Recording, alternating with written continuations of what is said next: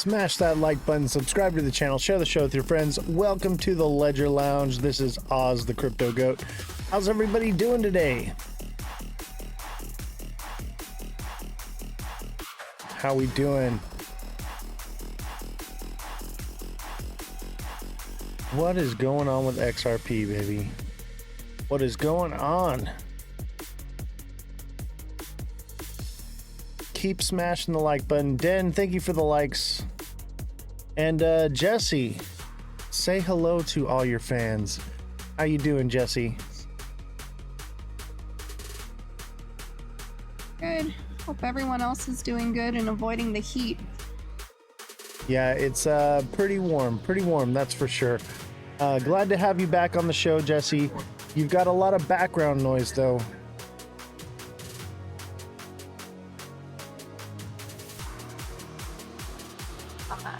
I'll talk to everyone later. All right. Thank you, Jesse.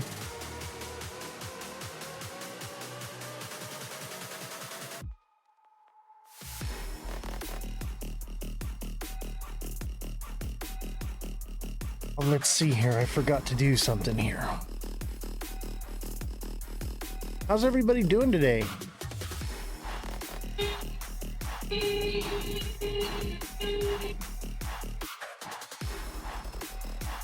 Revolution, thank you for the heart meme. Let's see here. Let's set a new goal. Let's also go into the 1 day. We've got our ghost and our magnet. As you can see, we're opening a new candle today. Are we joining the war? We're going to get into that. I would say possibly. Everybody hit the like button and don't forget to send in a daily heart me and 2 popular votes followed right after the heart me. It is great for the algorithm. MVP Network, thank you for sharing the live. We're also going to be doing something new today. I am promoting the live, which is what I'm doing right now. So bear with me for just 1 second. MVP, thank you for the 2 popular votes. Oh wow. MVP, thank you for the heart me. TikTok seller, thank you for the heart me. Eve is our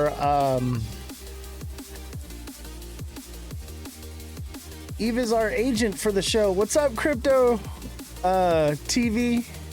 It's Trey, right? What's up, Trey? How you doing, brother? Thank you for the 60 popular votes from the heart me. Trey, appreciate you. TikTok seller, thank you for the 2 popular votes. And Revolution, thank you for the 2 popular votes. Yeah, we're MVP is in the building. Crypto Trey, glad to have you on. I'm glad you got your live studio fixed, man. I know it's a bummer. I cannot wait to get my stream keys and use OBS. It's a headache, bro. I get it. Totally get it. Bear with me. I completely forgot. MVP, thank you for the hat and mustache. I'm gonna promote today's live. I told Eve I was gonna do it. So we're gonna do a $50 promotion on the live today. I'll do it right now. I'm a man of my word, Eve. You know this. All right, let's see. Let's boost the live.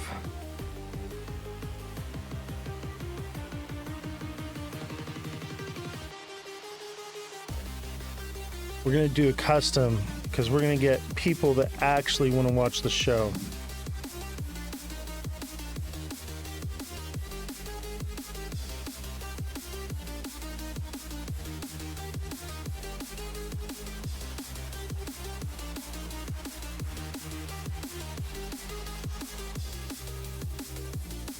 Don't go anywhere. Sorry, it's a little slow today.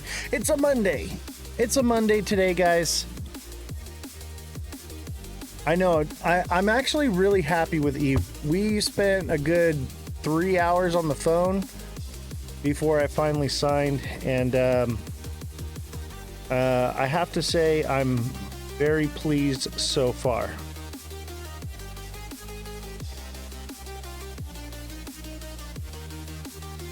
All right, we're gonna do 50 bucks. 50 bucks promotion for the live today. And that's paid for by our subscribers here. Crypto Trey, thank you for the money gun. Appreciate you. Kodak, thank you for the heart me. TikTok seller, thank you for the 4 roses. Kodak, thank you for the rose. Appreciate you guys. You guys are awesome. I know I need a new goal. Hold on. I'm trying to get the promotion. Let's see here. Let's set up a new goal. Let's do something a little more spectacular. Let's do a galaxy. Let's do just one. Nothing too crazy. The galaxy, for some reason, in the algorithm, it just boosts the show like crazy.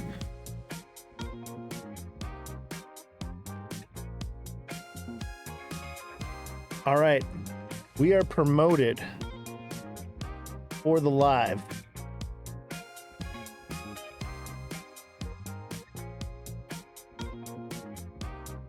Let's see here.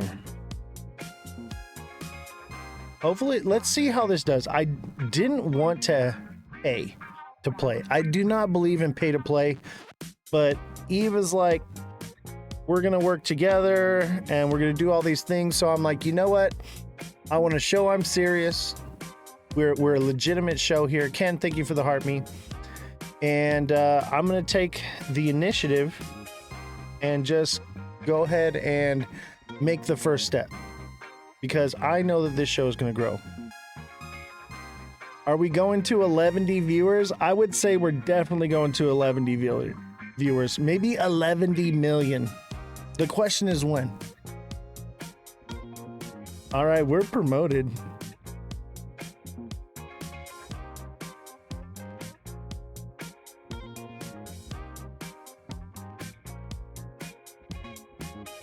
I think we're promoted.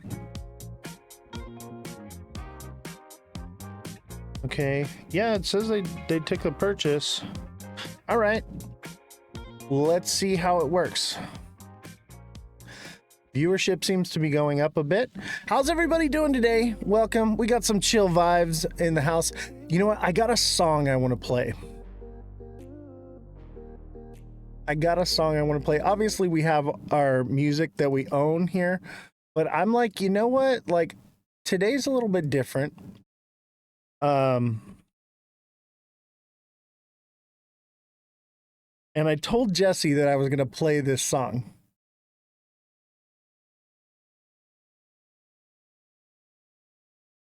I told her I was going to do it. This is going to be fun. Movie, thank you for the heart me. Appreciate you. The heart me's are just flowing in right now. Here it is. This is the song of the day. Brand new roof in SoCal no, for just $150 per month with 0% financing for. Yeah.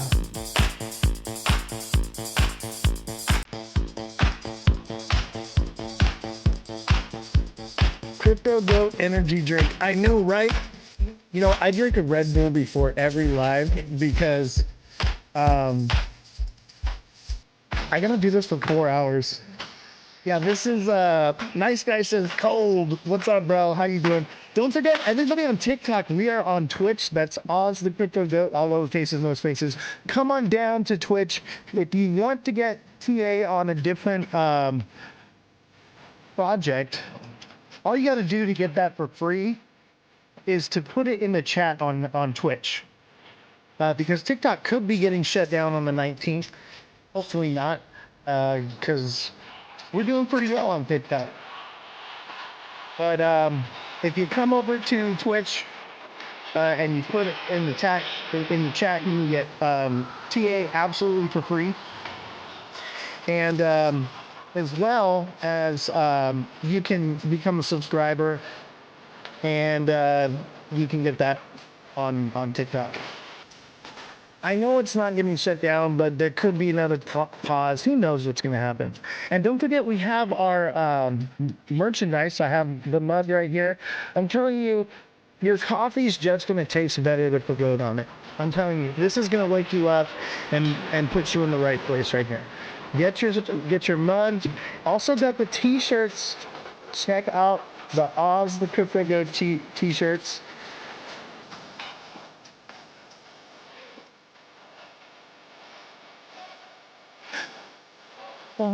Does anybody watch the guy on TikTok that feeds his pig to this song? He's got like a wig on the pig with sunglasses and a chicken and a parrot dancing in the background. And he's spoon feeding his pig while he's sitting on the toilet. It's epic. If you don't know that guy, you gotta go find it. Okay? Totally epic. Every video he does is like the same, but a little bit different. And I don't know. There's nothing else like it up there. It's hilarious. He's long-term holding XRP or leverage trading it. I'm not holding any XRP right now. I'm holding stablecoins. I'm waiting for my new entry around 160, 163. I don't leverage trade because I have too much to lose. What's up, HD Malicious? By the way, HD Malicious, I have the team working on how to get that done, and we're going to create a video because you're not the only person dealing with that issue. So we're gonna get you guys set up so that way you guys can upgrade to a deluxe subscription and you can get that one-on-one coaching with me. You can message me directly. I do not sleep, so I get these messages all hours of the night from all over the globe, and I'm coaching and teaching people how to do this stuff. And let me tell you, people are just growing their portfolios, growing their account. It's amazing to see the success stories, one after the other. TikTok seller is just doing phenomenal. And by the way, if you're looking for someone to do to get products from on TikTok Shop, that's your guy. TikTok seller. I don't know if you have an agent or not, but he's that kid right there. He's a go-getter for sure. Do you believe we will enter a bull run the start of next year? No, I think we'll see the end of the bull run the start of next year. But I think we might see another bull run sooner than 4 years. Eve, did you want to come on and chat a little bit? I think I can co-host. Let me see if I can invite you up.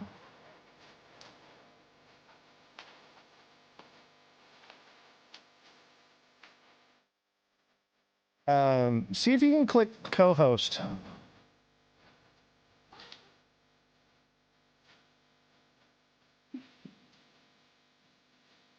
This song is really long.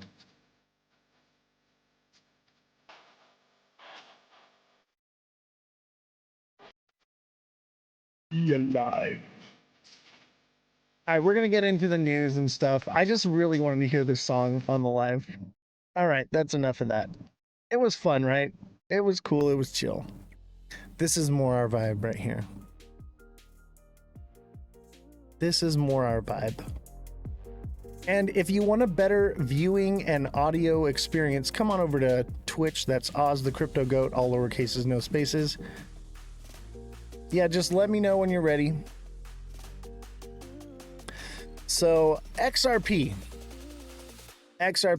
Trey, are you in here still?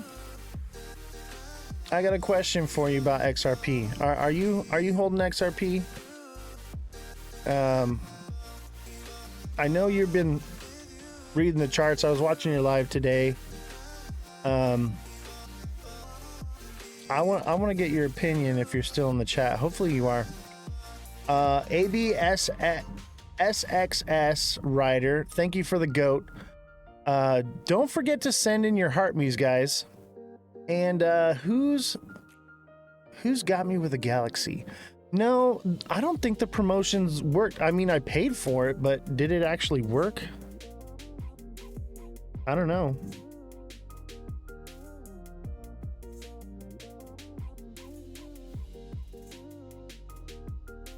That's a good question.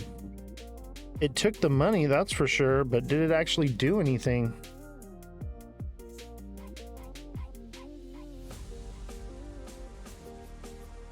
Live promotion approved.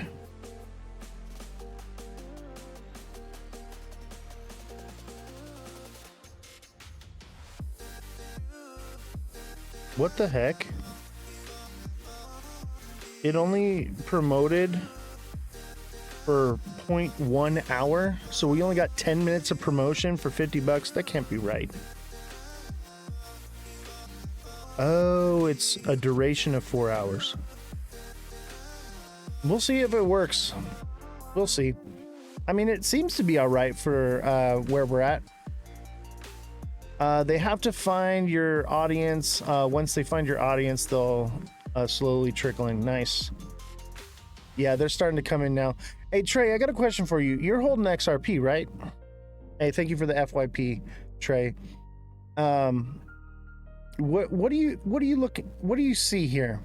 When I'm looking at XRP, I'm seeing two conflicting charts. Now, I've noticed that usually the macro will overdo or will take over the micro. But what I'm seeing right here is I'm seeing this head and shoulders formation right here. And I'm thinking we're coming down to at least 180, right? Just based on this. I'll bring you up in just a second, Eve. Let me do this quick TA.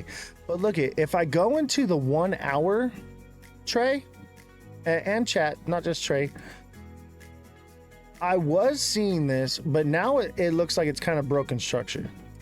But this was looking like a cup and handle here. But I feel like it's no longer a cup and handle because it broke past the support right here at 225 and it's just dropping down. So I was feeling a little bit bullish. I was thinking bullish till Tuesday, Wednesday. I thought it was a cup and handle, but I could be. I don't think it is anymore because look at how that's a long handle, bro. That is a long handle. Cup and handle would have stopped at support right here. So 227 to 225 is where it would have stopped, and it just blew right through that. It's recovering a bit, but I'm just not seeing it, man. I was hoping for a cup and handle here, but like I said, the macro usually will overtake it. And if we go into the 1 day, this is a solid head and shoulders formation. Look, we have our neckline here at 212, 213, somewhere around there. And we've got our shoulders here at 233, 235. And I think it's toasty for now. I've been holding XRP since 2017. Those drops don't faze me anymore. I agree, but I day trade to fund this whole operation here. So we have a full staff employed here, Trey. So I have 3 journalists. I have an IT guy. I would call him an IT investigator. His work with the Dead Daddy case was phenomenal. And then we also have Jesse, our fact checker. Jesse, say hi to your fans. I'm going to bring you up on mic. Go ahead, Jesse. Hi, everybody. Hope everyone's having an amazing day and had a great weekend. And you all have seen the IT guy. He pops on the live sometimes for test lives. ABS SXS rider. What's going on? Man, that is a mouthful. That is a mouthful. Let's bring up Eve. Can you come up as a co-host? And I just want to introduce Eve to all the community here and the creators watching, as well as the fans. She has been phenomenal. Phenomenal. I put the agents through a rigorous process, and I was getting a little bit just frustrated and fed up with it. And then Eve almost blocked me and ghosted me, but decided to give me one more chance. And I'm really glad she did, because she's just incredible. Giddy Marie, how you doing? All right, I'm going to take the Galaxy down. I think it's a little too early for that. We just had a massive fundraiser day, so I get it. I don't want to overdo it with you guys. Let's do some of these. Let's do a journey pass. That's an easy one. Mother of Dragons, thank you for the heart me. ABSXS Rider, thank you for the heart me. TikTok Seller, thank you for the 6 roses. AB, I'm just going to call you AB. AB, thank you for the roses. MVP, thank you for the journey pass. Appreciate you. We're going to keep those goals rolling in. Let's do something fun, though. I'll tell you what was really cool was getting the whales. The whales were pretty freaking awesome. Let's do these two. These actually help the algorithm quite a bit as well. Bad Daddy, thank you for the donut. Chris Garcia, thank you for the journey passes. And Fat Daddy, thank you for another donut. And don't forget, I offer one-on-one coaching, guys. So the markets are going down, okay? Have no fear, because the GOAT has got you, okay? The GOAT is here to hold you close, and you can message me one-on-one pretty much 5 days a week. I do on the weekends too. I think what I'm going to be doing is offering a second tier of subscription where people can get 7 days a week. Okay. And if you're not on that, then you just don't get it. And then I'm going to do another tier that is for technical analysis, live streams. I'm still figuring that out, but we're gonna get there very soon. I'm hoping by the end of this week, start of next week, we will be doing the TA classes. So you're going to be learning how to read the charts like I do. And let me tell you something right now. No one else is charting the way I do. Not one other creator on here. I'm sure there's other people doing it this way, but not as far as creators go. I've yet to see one. Okay. And it's lightning fast. Once you get this down and you learn it, you'll be able to just glance at a chart and chart it instantly and know what price it's going to go to very quickly. And this way you can do more high frequency trading, because that's what we're doing here. I'm doing high frequency trading now.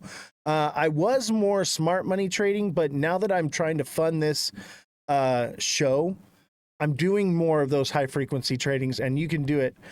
Did you miss a galaxy? No, you did not miss a galaxy. I took it down, but if you want me to put a galaxy up for you, I will. TikTok Seller says double tap. When is the class? So I'm thinking what we'll do is like a Wednesday, or because what I'm going to be doing is I'm going to be taking off a weekday where I won't do the live, and I'll be doing it that day. It'll be a 1-hour class, live exclusive. So when you're signed up for the program, you'll come into the live, and you will we'll do that class once a week, right? And then I think I'm going to start doing one day on the weekend, because the weekends are just massive. So I'm thinking Saturday or Sunday. I haven't decided what day it's going to be. I'm leaning towards Sunday because I feel like more people are out doing things and spending time running around doing things, you know, going to the club. And on Sundays, people are at home chilling on their couch, winding down. Let's see here. It's MVP with an R. I can't read your whole name. Thank you for the little crown. Chris Garcia, thank you for the heart me. Mother of Dragons, thank you for the hearts. And then MVP with the corgi. Thank you again so much. You guys are amazing. I appreciate all your love and support. And guys, anybody in the chat here, okay? Everybody here in the chat, and I'm talking to my chat warriors here. I'm also talking to everybody, but my chat warriors, you know who you are. You know exactly who you are, who I'm talking to. Everybody with MVP in their name, I want you to go send them a follow. And when you get a chance, I want you to go like all their videos, send some comments, give them some love, because these people have been phenomenal to me. They have taken me in and shown me nothing but love. I've done the same. You all know who I am and what I've been doing. Khan, thank you for the follow. Appreciate it. HAO, thank you for the follow as well. Everybody go follow anybody with MVP in their name in the chat. And if you're with MVP and you're just watching in the background, go ahead and make yourself known in the chat so people know that you're there and can show you some love. What's up, Ken? How you doing? I'll tell you what, man, this magnet on XRP is just so strong. But I'll tell you what, this is textbook right here. This is so textbook. I thought we were done. I thought, okay, we're about to break structure. We're about to go to the moon. And look at it. It just came slamming right back down. Look at all that wick. That is heavy, heavy sell pressure right there. All right. Look at all this buy pressure right here. Buy pressure. A lot of buy pressure just to get one heavy wick, because all those people, even the ones that bought up here, once they got to break even or close to it, they jumped out. They're scared. The charts are strange. I don't know, man. They seem to be highly predictable right now, especially for being in the $2 to $2.20 zone. Usually that's very unpredictable. And that's why I was leaning towards, okay, we're in this zone. Stranger things have happened, right? But it is sticking with it. And I think it has to do with sell and may go away. It's just where we are in the timeline for the bull cycle. That pump last night played out. I know, dude, I told you. And I think it might have more. Just for those latecomers, they'll see that big heavy. And look at it, they already did. You know, it came down here to 220 and it just recovered a little bit. So we'll see what happens with it. But I mean, it already seems like it's getting some sell pressure. What's up, Gibby? How you doing? Hopefully you made some money. Me and Gibby have been talking. She's taking full, or I don't know if you're a boy or a girl. I'm sorry. I shouldn't have assumed. I'm working on that. But I see a flower and I see Gibby and I automatically assume. But Gibby is taking advantage of the subscription and she is getting, or excuse me, they are getting that one-on-one training. And I hope it's going well for you, because I tell you what, I'm a girl, Gina G. Oh, okay. All right. Glad I didn't make a mistake, because like that's the last thing I want to do is offend somebody here. Gibby, thank you for the heart me. Crypto TV, thank you for the club cheers ×5 and another 2 more. Thank you so much. You guys are freaking awesome. MVP, guys. MVP is our agency now. So we have an agent. Okay, add MVP network when you're ready. Okay, on co-host, correct? I'm ready. All right. It says that I can't. Okay, there we go. All right. You have been requested. You have been summoned to the floor. So I want you all to give a warm welcome to our co-host coming up here. This okay, here Eve. We go. Here we go. How we doing, Eve? Glad to have you here on the show. Welcome, welcome. So everyone, this is Eve. She is our amazing she runs the talent agency, and she came from a much larger talent agency. You know, I'm gonna pull it back right there. Tell us your story, please. I want you to tell the fans, the creators in the live, your background, and I just want to say the reason I chose her is because of her background and her story, but also because of her dedication. And so, please go ahead and tell us about what you're doing. Okay, so thanks for having me today. I am very excited. I think we started off. I think that's a story within itself. Oh, for How sure. how me and you started off. We'll talk about that after. But anyhow, so I started the whole TikTok thing during the pandemic. My sister's like, look, I am so sick and tired. I literally, she came to me and she said, I just watched like a 20 to 30 minute video of you on Facebook at the zoo. It was so long. You need to get on TikTok. So anyway, I'm like, I don't know. Anyway, she's like, just download it. I'm like, whatever. Gave it a shot, and all of a sudden, I fell in love. I've been in love with TikTok. I've done the battles, panels, everything, you name it.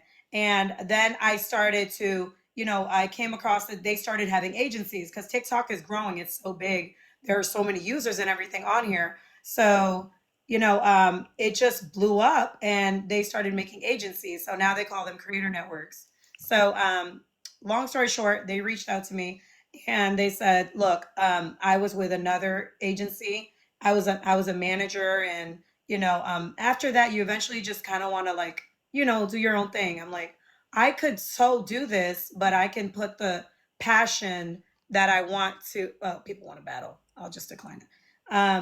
I'll put the passion that I don't see in other. Not knocking all other agencies, but every agency, every creator network is different. Oh, I'm This creator knocking other network, agencies. They are right? bad. There are so many bad ones out there. Sorry, I didn't mean to There, cut you off. yeah. I They're mean, bad. like, but at the end of the day, like creator networks, aka agencies, like they can really help you. And a lot of people, like, they get this bad rep. That's why they don't say agencies anymore. They say creator network. They get this bad rep because um there have been so many, like, almost like sketchy people trying to do sketchy things that has nothing to do with agencies. An agency that's legit, like this one, it will go through TikTok. You'll have to accept your invitation, like you accepted it through your app, right? Your invitation, you accepted it through the app, Mm. or did I? No, that's a question to you. You sent me an invitation. I declined it, Yes, and yes, and you did. and then we had our meeting, and she actually spent 3 hours on the phone with me FaceTiming. And it got to a point where she kept being like, so are we doing this or what, bro? And I'm just like, I'm He's not like, he's sure. like, literally, you're like, honestly, you almost have me convinced. And I'm like, look, look, guy, look. I'm sleep deprived. All right. I don't really sleep much, but this is taking away from the hours that I literally, like, just scroll TikTok and see whatever else I'm doing, watching videos and stuff. This is taking, like, what are we doing? And it's crazy. TV Trey, he gave me the same type of hassle. And I'm just like, what is it with and but now that I have more crypto creators, I understand there are so many weird, sketchy scam people out there. So you guys are very paranoid. Oh I yeah. understand. I do. But that's It's for me. a I reason just though. want Look what happened to Cosmic, like yes. we have to be very careful in this space, because the suppression is real, the hate is real. Like I was telling you before, crypto is so bifurcated right now, and that's the whole purpose of the show, is to remind people that, like, hey, we're all crypto bros here. Like, chill out. Like, we need to normalize not hating somebody because they have a different opinion. That's the whole purpose of the show. Sorry, I didn't mean to cut you Exactly. off. I just want to. No, no, that's fine. And listen, I'm here to help. Um, and just to clear things up, it's not. This is how much did I charge you to join? Nothing, and I don't pay anything. I'm paying. Actually, I've received more from you than, uh, that's all I've done is received. I haven't spent anything. I know you get paid by TikTok, but it doesn't come out of my commission or anything like that. Exactly. Yeah. So it's totally free. A lot of people, have this like perception. Are we getting charged millions of dollars? I thought And it I'm was a like, scam that I would get all these. I would get hundreds of them every day, and I was like, why am I getting all these messages? And I realized I'm like, oh, okay, it's because we're making money over here, you know? yeah, and they like, I mean, they really like TikTok loves when you go live. So agencies, they're attracted to that. But the difference is we have a lot of people that are referring other creators to come to us. And we're very selective. We, like I said, we're the underdogs, but this agency is going to blow up. But It's you just a guys matter of are, time. I mean, you guys have other niches as well, but I would say that you guys have been crowned the crypto agency for sure. I would say that too. I And, would say that. highly recommended by Crypto TV Trey, highly recommended by Cosmic, Bullish Babe, Francesca. So once Francesca told me I was sold. Okay. Francesca's awesome. Yeah, she's amazing. She's actually coming on the show not this week but next week on Friday, so don't miss that show. But yeah, like I was like, I need somebody that understands what crypto's going through, and that's where you are. You get it. You're dealing with Cosmic's whole situation, and you're dealing with all of us, and it's a war front right now here on TikTok. And since I've had you, I just feel better. That's why I'm like, okay, like I'm gonna put some money in for promotion now, because I'm not worried that my content's gonna get taken down. Because ask the chat. Remember when we have Twitch literally because we would get I'm not gonna say the B word, but removed from TikTok all the time. It's just been an uphill battle. There's so many times where I almost quit, and like I literally cried in the studio, cried because of it, because it's like I'm just trying so hard, and it was just nothing but pushback. And if you're a creator, I want to implore you, especially if you're in the crypto space, but not limited to, reach out to Eve, MVP.network. You can just search at MVP.network, send her a message, send her an email, apply to be a part of the creator network. Or even if you're just looking to become a creator, Eve can do certain things. So like if you're serious about it, you can get that push you're looking for to get going. Oh, look at the bubble gum. Nice. Thank you. Whoever sent that, thank you. Yeah, that's Trey. Thank you, Trey. Thank you, Yeah, and Trey. also too, if you know someone, right? And thank you guys all for the love. If you know someone that is saying like, you know what, I'm into crypto or whatever the case. I'm a chef, I'm a DJ. I just downloaded the app. Actually, I'm able to, we have perks with TikTok. We work with TikTok. So we're able to give you access to go live. You just have to do like a trial for 10 minutes and stuff like that. So if you have that drive, like I see in you, we are here to help. And we want you to be successful because that's how we're successful. But you guys don't pay us, TikTok pays us. So Right. And TikTok seller, do you have an agent? And if not, I would recommend switching. I am so happy. I am so happy. That's up to you. But I've been seeing you all weekend too. yeah, I spend my weekends working as well, setting up the show for the next week, working with the staff here, getting all the articles and things like that lined up for the show. But I also take that opportunity to support. So now that I'm like, okay, I'm locked in with MVP, I'm gonna go support all the MVP people, because I was just kind of diversifying it across crypto, but now I'm like, okay, I'm gonna help my network, because when your network becomes profitable, it helps it so that you can help this show more. And so like we want to grow MVP Network. We want to bolster and make you a shining beacon here in the crypto community because let me tell you what right now. You could sign with a big creator network and it can be all these things, but I chose Eve because she's worked for the big creator networks. She has the understanding and the backing, okay? But she's I wouldn't even say small, but she has the ability We're to focus underdogs. and hone in. She has the ability to focus and hone in on it, on me as an individual and her other creators.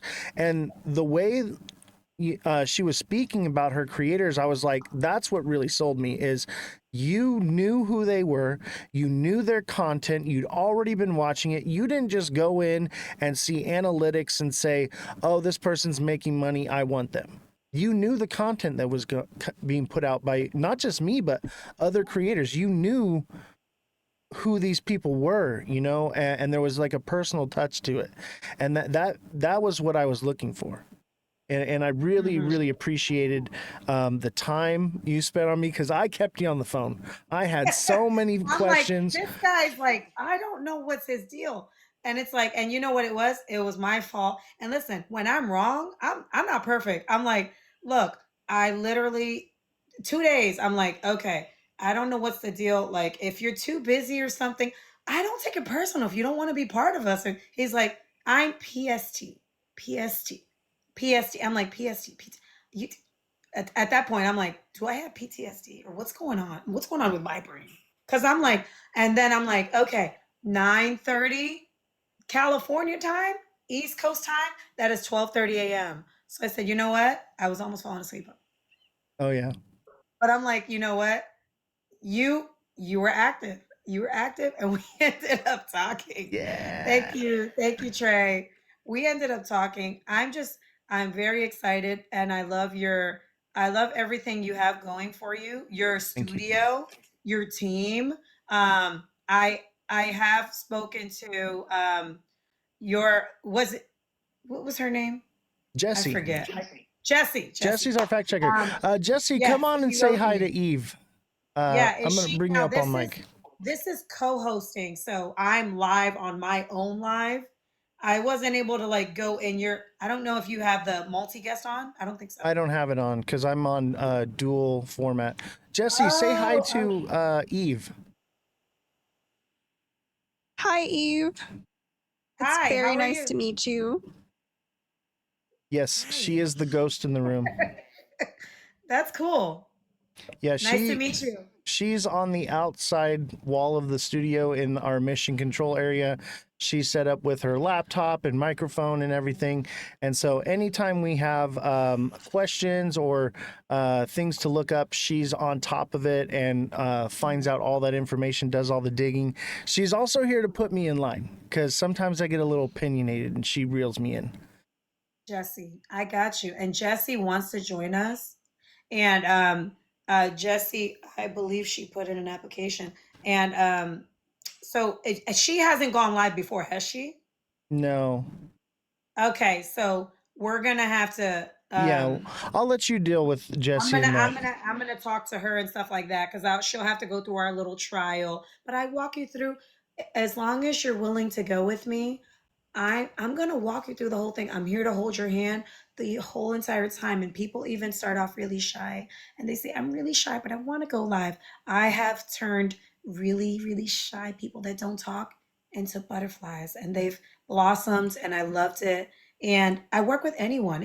You could be a very large creator up to 1 million. They That's a haven't. good question, Orca. So Yeah. if you want to join the classes, TikTok seller, thank you for the galaxy. If you want to join the classes, there's a little star down here, and it has like a little circle around it. And you're gonna click that, and you're gonna click the Lux subscription. Okay, and that's gonna get you one-on-one training with me.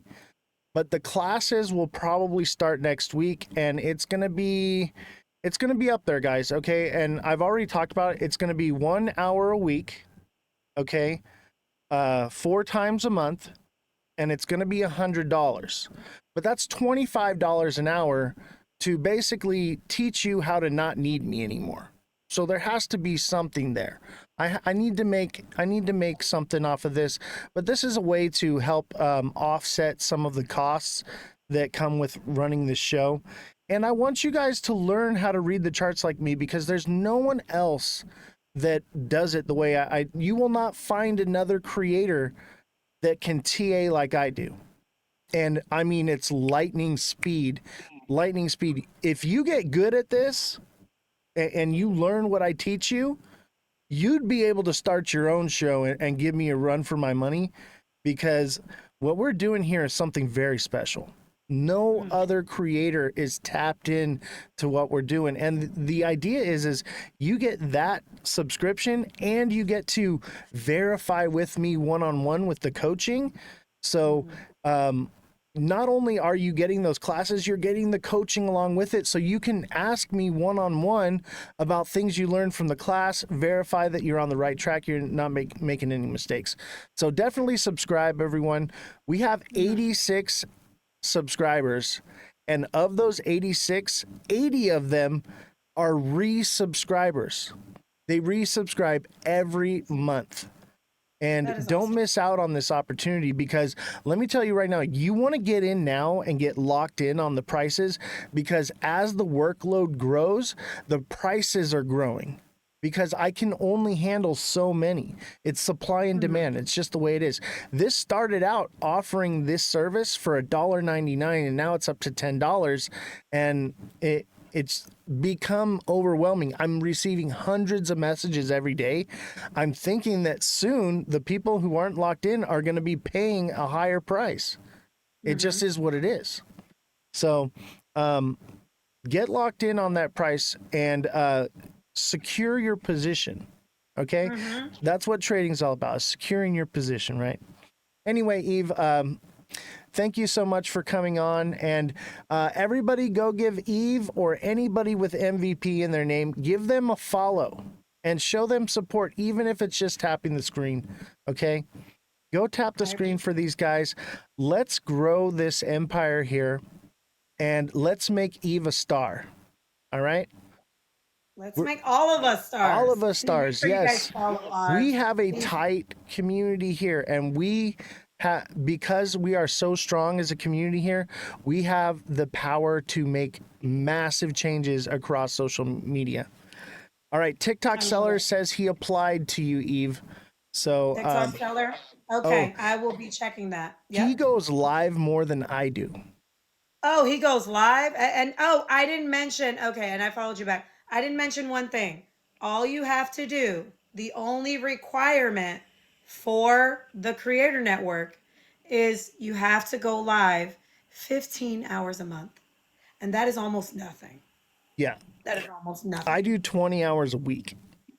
Yeah, so like if you're like that, you already know. You're gonna take off, you're gonna be soaring. And you'll have, we are a tight community. We all network together, and that's what it's all about. MVP, most valuable people. You're all MVPs. Thank you, Eve. I appreciate you. All right. I'm going to go ahead and pull you off here. All right. Thank you. I will exit stage left. Everybody send her, anyone linked with MVP Network, send them a follow. She is great. Highly recommend her and what she's doing. Their community is awesome. I just started going in because they have a chat that says when everyone's going live, and it notifies everybody in the network. And everybody comes in and shows love and likes and comments and sends gifts to each other. It's incredible, the community that she's built. I've never seen anything like it before. And I'll tell you, some of these creators are really chill, man. Like I can't remember his name. I will give him a shout out. What's up, crypto bro? Hey, Cosmic, you want to come on the show? Cosmic is in the house. How are you doing, buddy? All right, I'm gonna send you an invite. Bring you on as a co-host. Can you co-host, or are you locked out? Send an invite to be co-host. I got you.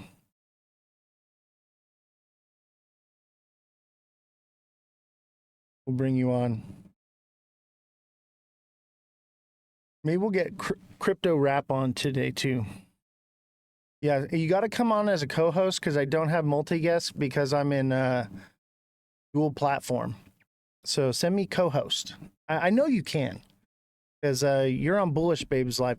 Guys, if you want to watch a great live, go follow Bullish Babe and Hey Crypto Bro.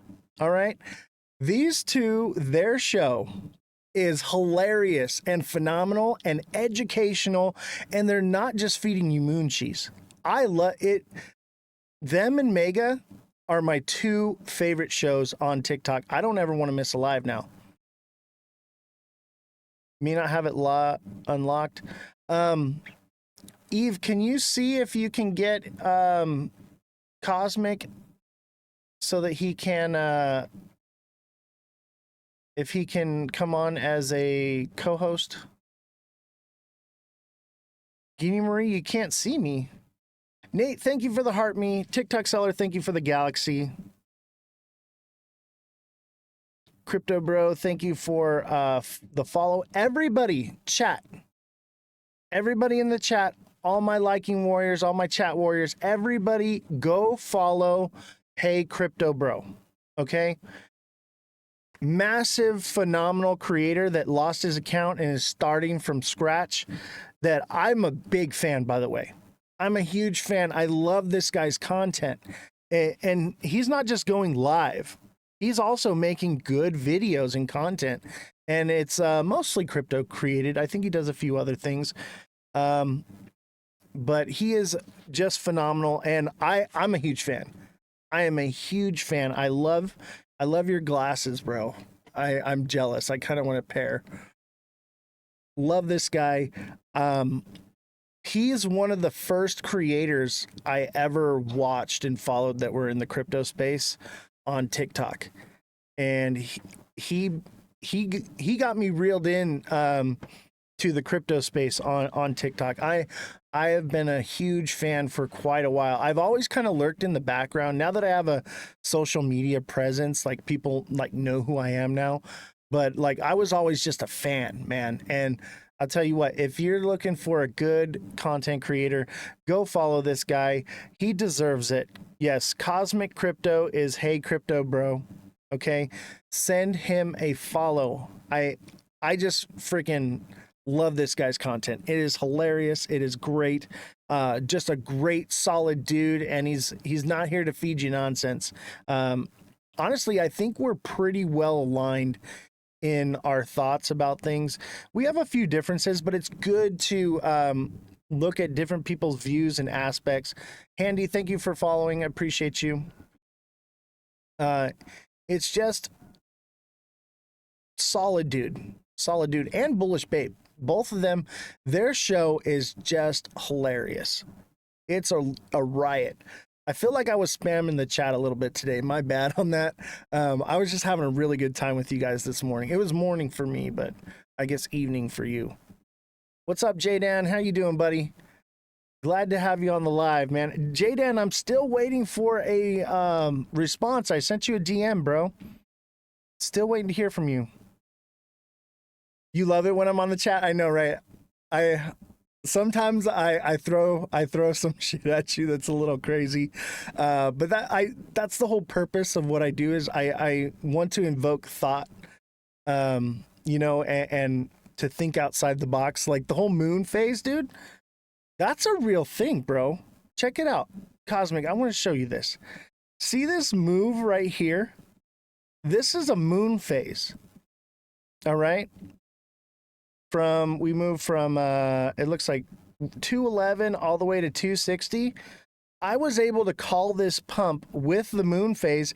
Not only was I able to call it to like the cent, but I literally told you what day it would top out because of the moon phase. And same here, the next moon phase right here, I was able to call it to the top and then call that it would come down earlier because it was a strawberry moon. So that meant that on the full moon day, we would start seeing red, and we did. Bro, if you figure this out by the moon, I'm going to move in and study with you. You could be a monk. Dude, I'm telling you, bro, I could teach you to read the charts like no one else. Chat, help me out. And tell everybody how I've been calling the charts from fractions of a cent. Cosmic, you can go back into my early content on January 30th. I called that we would move into a bear market and we would move downward until we hit 160, 163.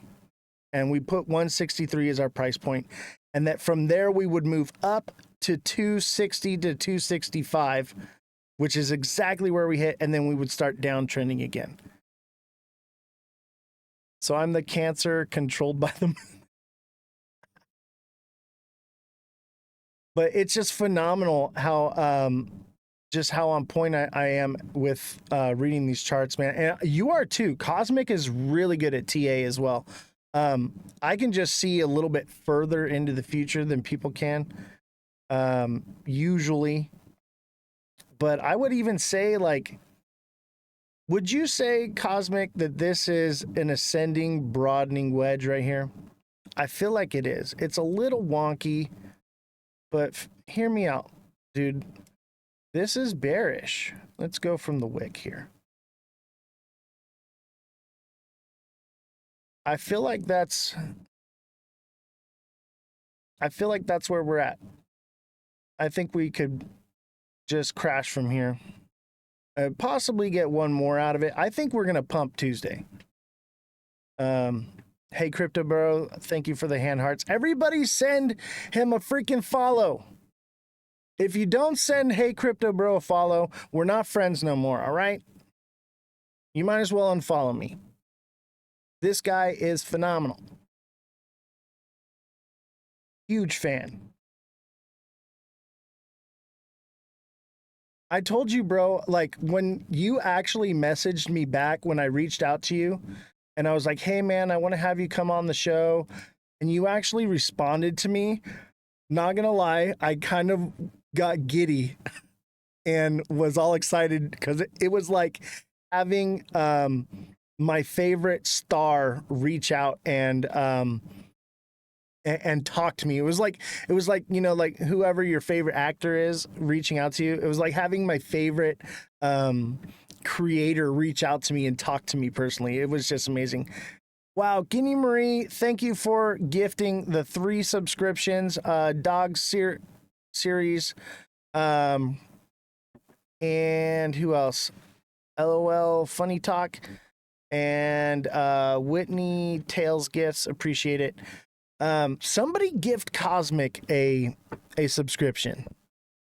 Somebody gift him a subscription so he can see just how crazy my price points are hitting every day, calling the market fractions of a cent, bro. It's just ridiculous. I was right. The market is pumping. Yeah, Josh, it is, but I wouldn't say for long. And we called the market, Josh. What's up, Henry? How you doing? Jesse, you want to come on? Okay, no worries. Yeah, we're having some technical issues with the internet. We may switch over to our backup Starlink in the second half of the studio. So we have 2 Starlink setups here. We have our main Starlink, and then we have a secondary backup that automatically kicks in if we're having issues. Henry, how you doing, buddy? Glad to have you, man. Josh, you want to come on and talk? Send me a message on Discord. Let's talk a little bit. I'm prepared to be roasted.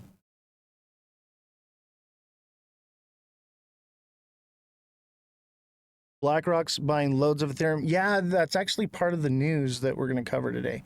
You know, the amount of wallets on the XRP ledger has just grown massively too. and Canada ETF. Yep. Let's actually cover the news right now. I think we're ready for some news.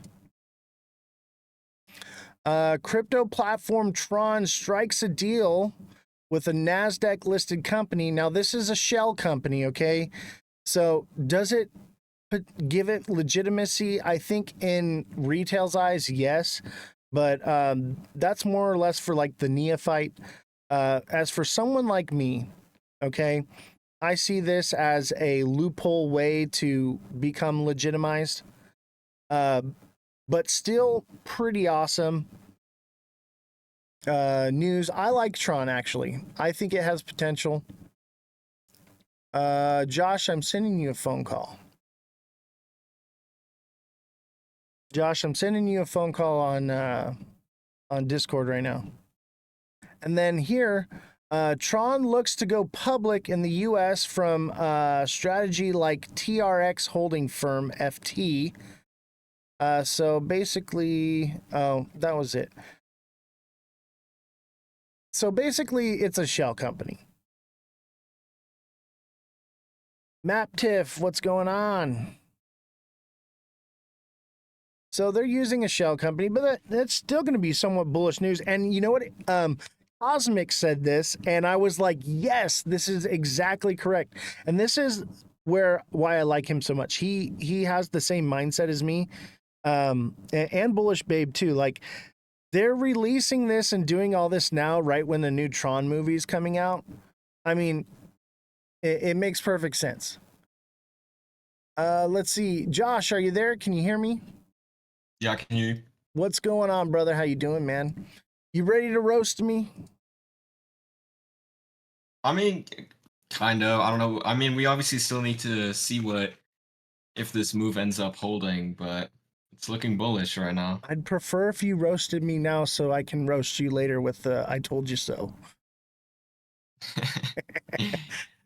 I came across some news that I saw today, which I had to fact check, obviously, before I found it, but I thought it was interesting. I saw that David Schwartz made, I don't know if it was a tweet, but it was a announcement he made. I think it was February of 2024. I don't remember the exact date.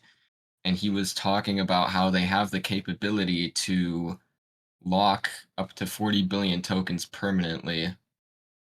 He didn't say that they had any plans of doing it, but he just mentioned that that was a feature that they could do. So I thought that was really interesting. Right. If that happens, dude, I get hella bullish on it. But right now, it just seems like they're dumping. And that's where we're getting these massive wicks like this, where it pumped up and then we just had this heavy downward pressure. Today's candle will be the defining moment. But I would say that today and tomorrow's candle needs to close above 230 for me to be convinced that we've gone bullish. Because, dude, it still is textbook head and shoulders, man. Textbook. Yeah, I mean, I was talking to a lot of people who are also very much into this space, and really the $2 zone is holding really strong. Like, it definitely, like, if we do break out, we could definitely see a retest of $3.30. Just depends. I think more of a retest of $3, but I'm, a little more conservative. Basically, if we do go bullish, I have my, I will take profits at 260. Well, I'll take profits at 247, 260, 275, 280, and then at $3. Those are the resistance zones. I just feel like if it hits $3, unless there's like healthy market movement up to that, it's going to come down quite quickly. Yeah, I think if it hits $3 and starts coming back down, and it's just like a huge bull push, it'll come back down really quickly to 250, 260. But if it does hit $3 and bull flags or something up there, dude, yeah, I would expect to see all-time highs for sure. And I just don't think it's happening yet. I think a lot of why it's pumping is FUD. I had people who do the coaching with me message me. There's a rumor going around that the US basically put out an announcement that XRP will be replacing the US dollar. It just sounds crazy to me, but people are believing this stuff, you know? I think that's, I don't know about replacing the US dollar, but yeah, it's phenomenal the things that people believe. And they always ask me, they're like, hey, man, can you fact check this for me? And I'm like, yeah, that's not going to happen. There's the other thing is people were like, Brad Garlinghouse announced that he was going to be buying back XRP at like $175 a token or something like that. That wasn't true either. That was Ripple buying back shares of Ripple. So that's probably because they're going to go public. So it's just funny how people they take an idea or something that's happening and they just slap it onto XRP. They always conflate, just like people conflate Bitcoin with crypto. People conflate Ripple with XRP a lot. And so there's just a lot of FUD rumors going around right now, a lot of just misinformation. And that's part of why I just am so untrustworthy. Brad has put a bad taste in my mouth because he's lied so many times. And I'm just cautious. And I think everyone that holds XRP should be a bit cautious because for some reason, and I know why, okay, it's speculative, but I know why. It is in Ripple's best interest to keep the price up, okay? So every time that it should come down, they come out with some kind of news. That's why I'm like, as soon as it hits $2, I'm expecting it to bounce from there because they're going to put out some news report that's perfectly timed that says that ETFs are approved or something that's just going to make it go up from there. So I am waiting for break of structure on this Head and Shoulders, and I get it. You know, I will admit when I'm wrong, but the charts are telling me. The charts are telling me it's coming down. Okay. But at the same time, I'm not blind to the fact that moon cheese is a real thing. I don't know if you've been on the show long enough to understand what moon cheese is, but it's the cheese that they put in the trap that makes you think that it's going to the moon when it's not. And this just doesn't pertain to just XRP, but like it's just moon cheese. It's a trap that the whales use to boost liquidity in projects to get it to pump. And XRP is just so full of that right now. It's got me very cautious. So that's why I say what I'm saying. I think the bigger like picture of it, and I think the reason why that also is a thing is because, and we talked about this last time, like there is a scenario where XRP rises into these 3-4 digit prices, which is why I think there's this huge incentive or a reason why everybody's holding, which makes perfect sense because you know we've got a lot of information coming out, and I want to send you a name of a guy that I've seen, but I don't want to say his name because this is your stream, so I'm just going to send you his Oh, name go in the ahead, bro. chat. I don't care. You're good. So I listen to a lot of Jake Claver. He's Oh, yeah, huge yeah. in the I checked yeah, him and out. You told me about him last time. I checked him out. yeah, he explains things in detail. Like he's very open about like this is why we could go down, this is why we could go up. And a lot of other investors kind of always debate him on the reasoning where he talks about how high it could go. And I think it's interesting because pretty much everything that he says is 100% true. Like these are scenarios that could end up playing out, and I think that's why so many people are holding. And like myself too. I mean, I think it's going to happen soon. There's obviously a huge divide. I've seen on Twitter today as well. There's a huge divide. It's like 50% of people think that it's too early, and the other half thinks that we're right there. So I guess we're just gonna have to see how it plays out. Well, there's a whole percentage of people that think that XRP is just a scam, you know, because of how they dump on people. And I'm not saying that it's a scam, but you know, there's a part of me that wants to believe You know, all the stuff that you've heard, I've heard it too. And I want to believe it because if it does, I'm a billionaire, you know? Right. But I also want to be cautious, and I'm okay if I don't catch the whole candle. If some crazy god candle takes off, I don't catch it. I watch the charts close enough. I know I'm going to catch some of it and I'll be okay with that. But at the Yeah. same time, if, you know, the FUD is true, it could ruin me financially. So I have to be very Right. careful with XRP. And that's why I'm kind of just out of it right now. Anytime that it's in the $2 to 220 zone, I'm just out. I'm waiting for a breakout to see where it's going to go. And that's where we're at right now. So I'm like, I'd rather just collect APY and sit on the sidelines for a little bit and diversify into other projects than be in a coin that is in the most unpredictable spot it could possibly be in. You know what I mean? Yeah. Especially with, you know, the head and shoulders that it's forming right now. So that's very weary to me. But I will say that the next 2 days for XRP will be a defining moment if we're going bullish on it or if it is this head and shoulders. So I think if today and tomorrow's candle can close above 230, 235, I think that's a strong indication of a bullish movement up because we've been in a downtrend since May 12th, right? Yeah. So, you know, it would be normal to see a price recovery. You know, Yeah. that's just normal market movement.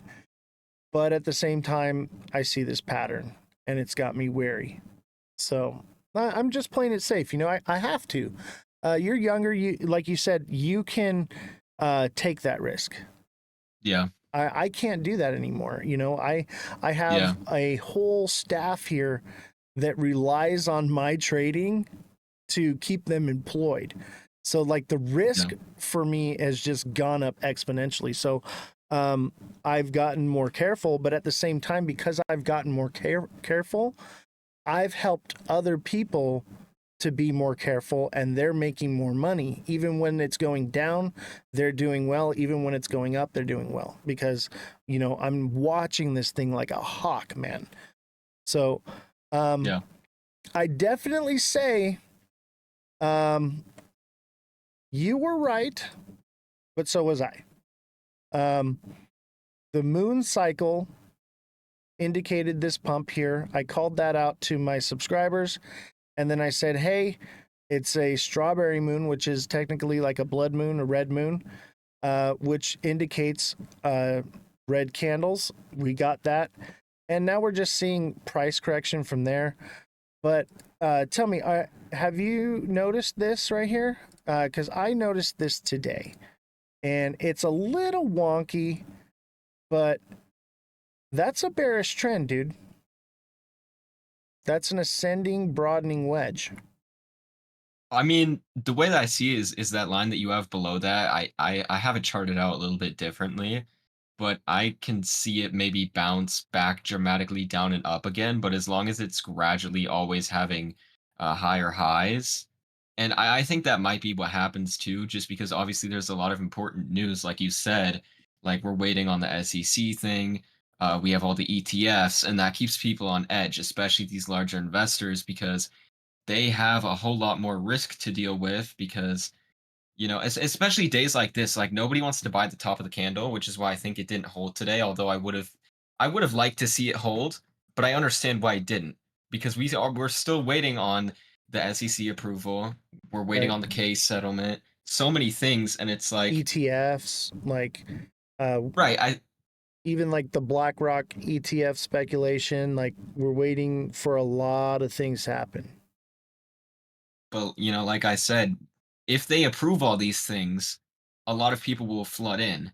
So it's just Mm-hmm. people are on the edge right now. And the other thing I wanted to say too is ever since we pumped like to 330, the one reason why I've always kind of said I don't think that we're going down is because most of the red candles were inflicted by things that aren't natural, which would be news events that cause people to panic sell, a whole bunch of things where it's like it's hard to read the candles, but then I see all this stuff with the wars happening and Bitcoin is holding up very nicely.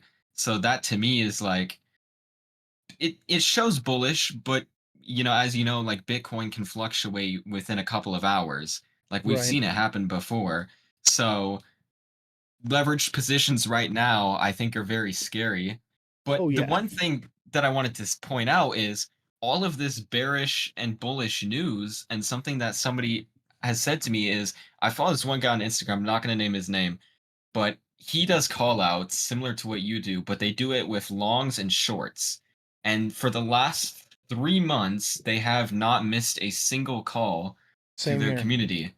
And I wish that I would have signed up for it when I first saw his page, because something that he said is the coin is most likely going to go up, but the best thing that this coin offers is people love to trade these movements. XRP Hmm. is probably one of the best coins to trade movements on, and I think these people who are experienced in that are kind of using it because they know that everybody knows, okay, this coin could explode. So there's a holding base that is holding the token price up, which allows them to short the market and then just not short it enough to let the market go back up and repeat that cycle, which is what I think is also happening right I now. agree. Because if you pay attention to it, there's a lot of people getting these shorts and these longs. So, No, I agree with you 100% on that. It's a bit of manipulation, I think, on Ripple's end. They stated that the whole reason for them holding, 40 plus, I think it's 44% of the supply and releasing it periodically every month is about keeping the price stable. And I think what they'll do is they'll do things like, let's say it does take over financial institutions and things like that. I think at first, because we do know that they're accumulating massive amounts of XRP into these wallets, um, that what they'll do is as it goes up, they'll be selling off XRP to keep it a bit stable. And I really believe that they're trying to keep it at a stable price around $2 to $2.20. That's why once it gets in there, it's like a magnet. It just doesn't want to break out of there. It always consolidates there. So I think and that's a bit speculative, but it makes sense. And they did say that that's what they were trying to do, right. with the coin. And they also profit off it financially, which grows their business and lines their pockets. Yeah. So why wouldn't they? Yeah. But at the same time, um, could it go to $5? Absolutely, absolutely. I think $25 is a bit of a reach this cycle, because I just don't see the mass adoption coming. I think I see, let's just say all the planets align, okay? Yeah. And we get spot ETFs, we get the case dropped, and we get banks moving in to start using this, right? All that happens, Yeah. and we get like regulation too, right? All that Yeah. happens. I don't see it going much further than $5 to $8 because of all the coins that Ripple is going to be releasing. Yeah. So that's my main concern. So And go you ahead. are right, because Jay Claver says the same thing. He says he doesn't see this coin going much higher just on retail alone. That's something that people should be aware about. This coin cannot go that high just based off retail alone. Now, technically, it could, right? I mean, I've ran these numbers kind of before. I mean, I kind of talked about this last time, but I think there's 59 millionaires on Earth, and if they were all to buy 10,000 XRP, only 60,000 of them could buy it. But that won't happen unless we get all these bullish indicators. Like the case gets settled, the ETFs go through, and that's why I think it's important. Where it's like, if they don't do it this year, then yeah, the market is probably going to consolidate, because retail alone it's just not going to hold that high because so many creators are talking about people like should take profits at $5, $8, $10, and people are going to be very skeptical on how high it can go, which is why that's like the biggest issue with retail is like this coin has so many tokens unless they get serious about locking, which I think we could talk about probably in a bit because I think there's some things like I don't think they would just lock it out of nowhere. Like they would the only way that I really see them implementing the locking feature, which by the way, I don't think we would ever get a scenario where they decide to lock all 40 billion at once. I think that's unrealistic. I think No, if they do it, it would be in smaller increments over time. And I don't even think that Ripple would do that they unless wouldn't, because it they defeats the whole purpose of them holding those coins. right, like I think if they did it, it would only be after they take over Swift derivatives, back end of the stock market, et cetera, which Right. means the volume would already be there, and that would push the token price high enough to where they could lock a significant amount and still have insane amounts of value. So that's why And it's that's like like I five, wouldn't. 10 years out minimum, you know? So this is all really good points. Like, I am a firm believer that all this stuff will come place this year, but I totally agree that I don't think retail can get this up much higher than like $5, $10 at most. I think even if there's a bit of institutional money, because I mean, I don't know. Would you count a spot ETF as institutional money? I wouldn't. I see that more as like probably older people who have like retirement accounts that don't really know what they're doing, Right. which then also means that these institutions are managing their money, which means like it's not just going to sit there like Right. it would. And also like obviously we're talking about XRP right now and I love cryptocurrency, but there's one thing about Bitcoin that nobody talks about the new people who are getting in. And the biggest thing that I see is like, yes, Bitcoin exponentially is always going to go up higher than the last point. The only issue is the way that it basically works is we shoot up and then all of a sudden we hit some sort of a top barrier and I would say 70% of people take all their money out, which means we crash all the way down again. Mm-hmm. And then there's a accumulation phase, which means the people who are just holding at the top, yeah, they could just hold it and they'll be up, but they would make way more money if they're also getting out at these tops and these bottoms. So to push this narrative that you can just leave your money in Bitcoin and it goes up, that's not necessarily true, I agree with which you. is like I think that's something that should be talked about Yeah, because you can't just leave your money in it. That's just not a thing. Like, exactly. Like crypto is so amazing because of its volatility. And that's where right. you're making your money, and people think they're going to be a millionaire by putting $100 into XRP and holding it. That's not how it works. We get that money by swing trading it because it's so volatile. You can literally make massive amounts of money each month by trading. Yeah. And you know, that's a beautiful thing, but a lot of people don't understand that, and you're right, they need to be educated on that. And that's like what I'm trying to do is like teach people this, that hey, it's not about you can't throw $10 into this thing and expect to wake up and it be $10,000 or $1 million. Yeah. It just doesn't work that way. But there is a potential to take $10 and trade it and turn it into 100, or take 10,000 and trade it and turn it into 1 million. Yeah. It's done every day. So dude, Yeah. I'm actually with you, bro. Okay. I know that I'm just a little bit more conservative on things, and I think that that's a Right. smart thing to be. Is to I take into consideration moon cheese, okay, and I factor that in to my predictions because I do believe that there are a lot of people that will diamond hand the shit out of this thing all the way to the bottom that do not care. Yeah. And there are a lot of people that anytime any kind of rumor or anything comes out, they will buy. And there's Which I mean, also a lot of people that are very skeptical, and that every time it moves, they're going to take profits. yeah. I think The way I see it with XRP, however, is I know eventually we're going to hit these 3 and 4 digit prices. If I'm wrong about it being this year, I know that in 5 to 10 years, it's 100% going to do that. So Huh. for me, because I'm young, again, I talked about this last time, I can just hold this out and buy the dips. So for me, it's like I know where this is headed. I know their general direction. So it's like if any coin I would rather hold through the dips, it would honestly be XRP over Bitcoin. Not saying like obviously Bitcoin is great.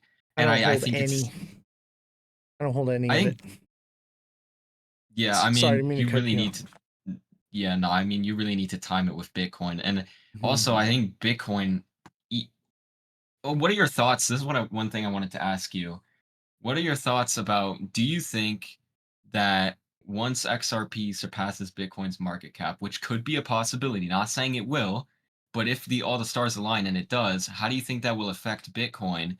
Because right now Bitcoin has been a leading factor in the market, but the other thing is I've noticed Ethereum has more control over all the other altcoins. It's like unless Ethereum's doing well, nothing else is doing well, and then you have Bitcoin, which is in my opinion actually more volatile than any of the other coins because you can see it drop $5,000 in price in a matter of minutes, which has happened a couple times already.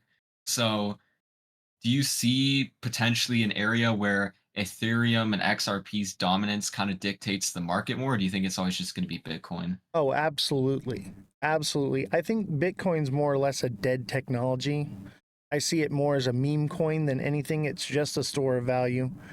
But Yeah, a lot of people, you got to understand, 10% of the world's, or less than 10% of the world's population is in crypto. And of yeah, that 10%, 90% of them are normies that don't know. They're just said, "Oh, okay, I'll buy a Bitcoin." You know what I mean? yeah, And that's it. That's as far as it goes. I think as time goes by and more of these people get into crypto and get plugged in and start learning, they'll start yeah, understanding. And then once Bitcoin loses that dominance or and falls or uh let's say XRP takes over as the number one coin, um that will raise questions, and then yeah, people like me and you, other creators, will start talking about it, and people will be listening. Right now, they are asleep. They're like, I'm just going to put some money in here and I'm going to forget about it. Which brings me to that car guy. Says, makes me sad. I bought so much XRP to just sit on. I was hoping that was it. And that's just not how it works.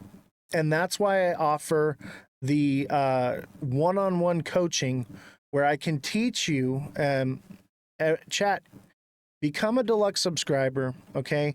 And let me coach you and teach you how to become successful and how to become wealthy in crypto.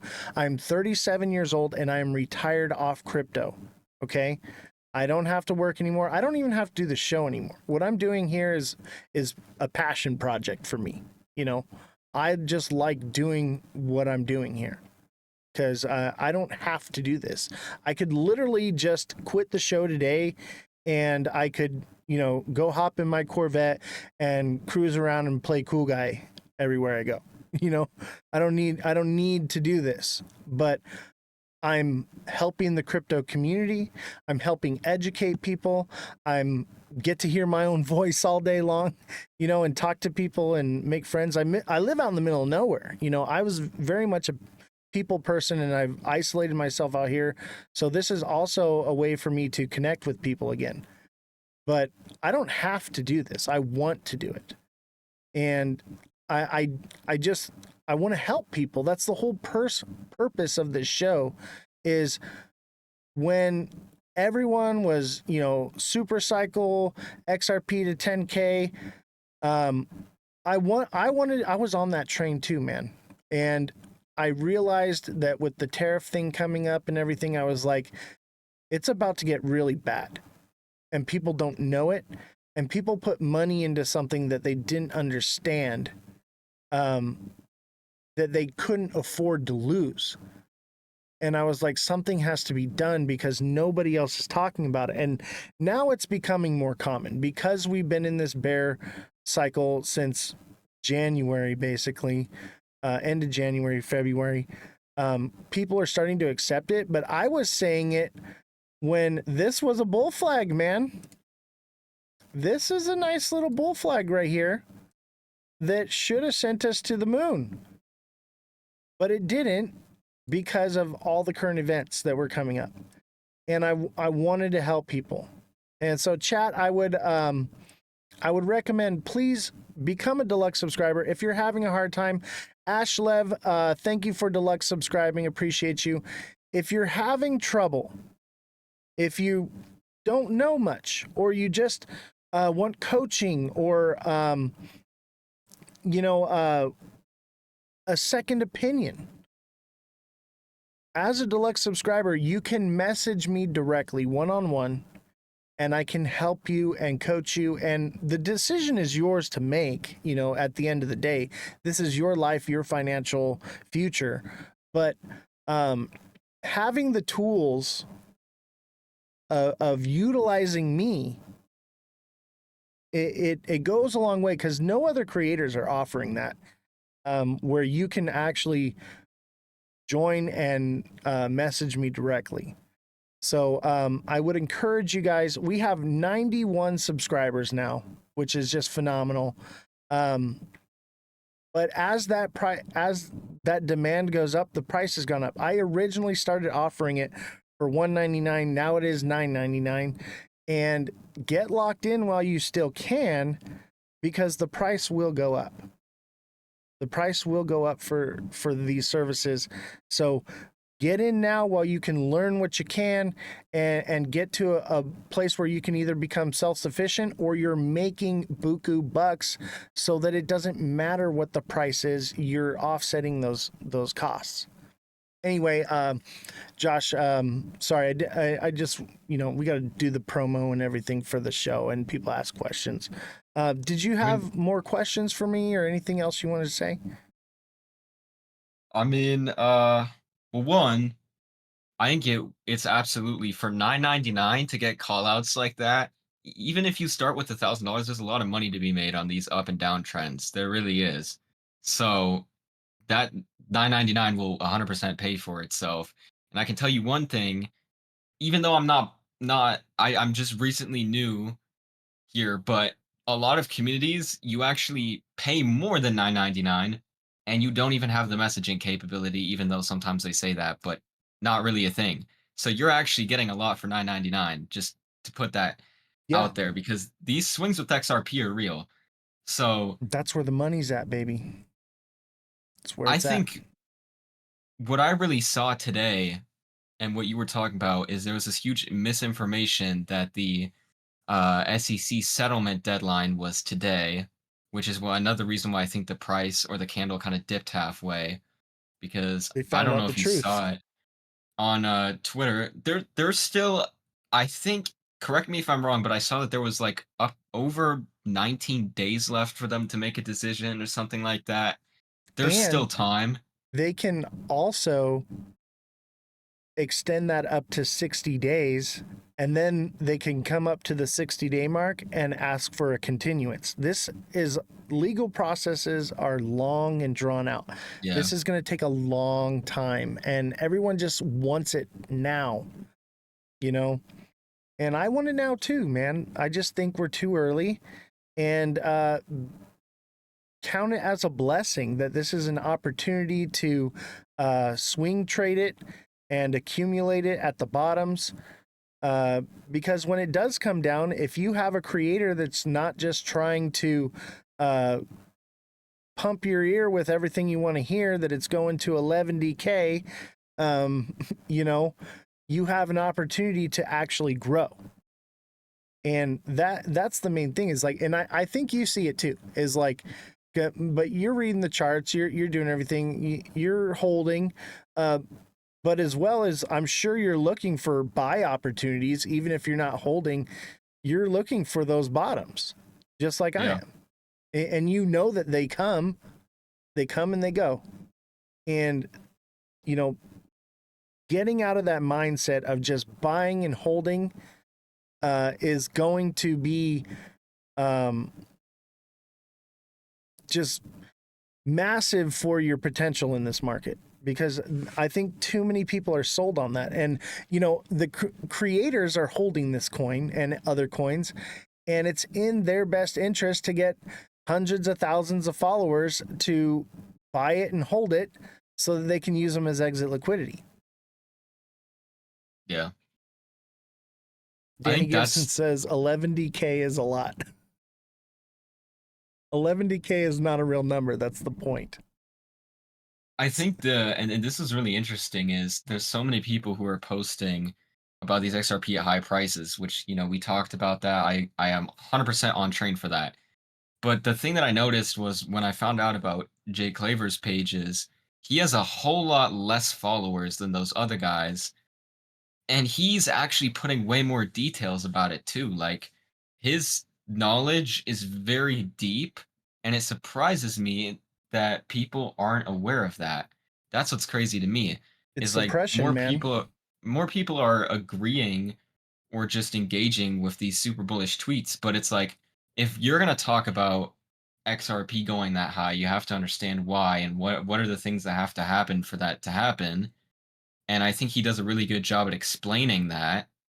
And I would love to see it. Like, obviously, like I say this like every time, I'd love to see it happen this year or quarter to second quarter of 2026, which I feel like there's a solid chance of that happening, just as there's a solid chance. I saw, and this is very recent, but there's a whole lot of thing going on with the news in the last hour regarding Iran and all that. So I'm kind of interested to see how the markets react tonight Yeah. because they just ordered people to get out of a city in Israel, I believe. I don't know if I saw that correctly. And then there's more updates that I saw on my phone like 15 minutes ago. I don't know if you saw those, but I got some it's news good. here on it. Let's see. Israel hits more Iranian military targets. Iran retaliates on the fourth day of conflict.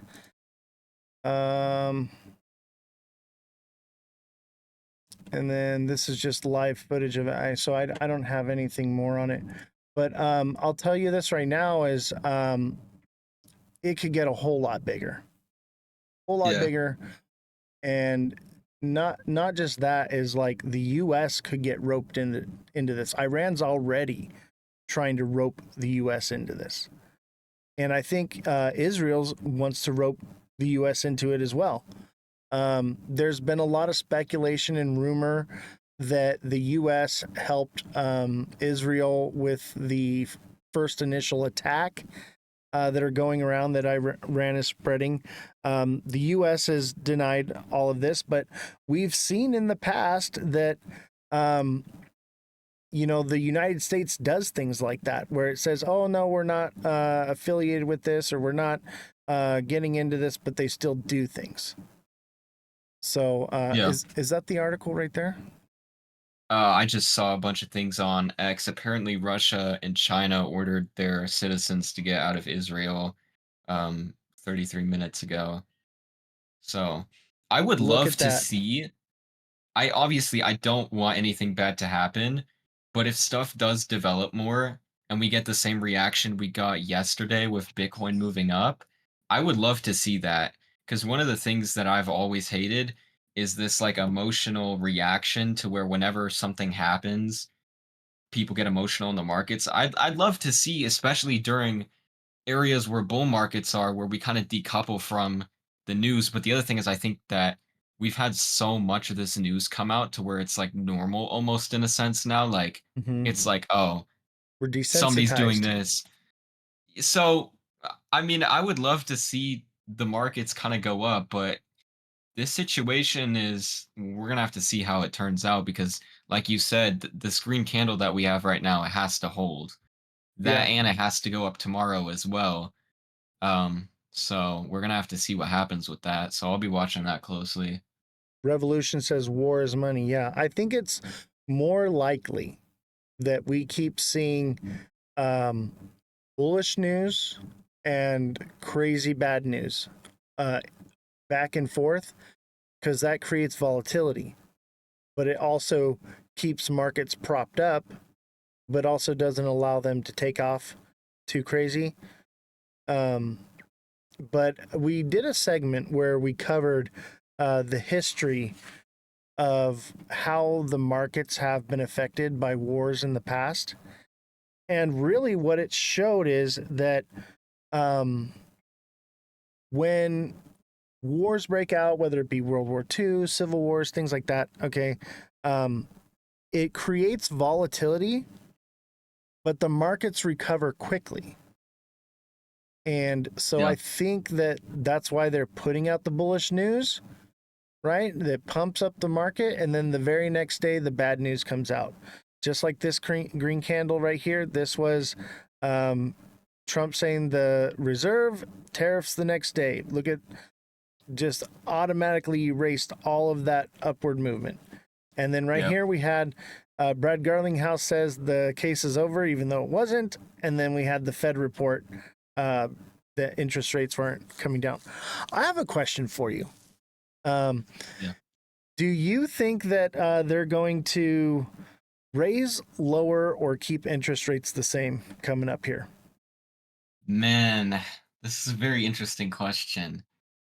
So I saw an interesting take on this, and I saw a video that Trump made, and he was saying that when he was talking to, basically what he was saying is he got the prices or the rates to lower a little bit, and what he was saying is why not just lower the rates, and if they go back up, then raise the rates again, which is I think is a really interesting point. And I personally think that the rates are being kept high for political reasons. Whether people want to agree with me on that, that's totally up to you.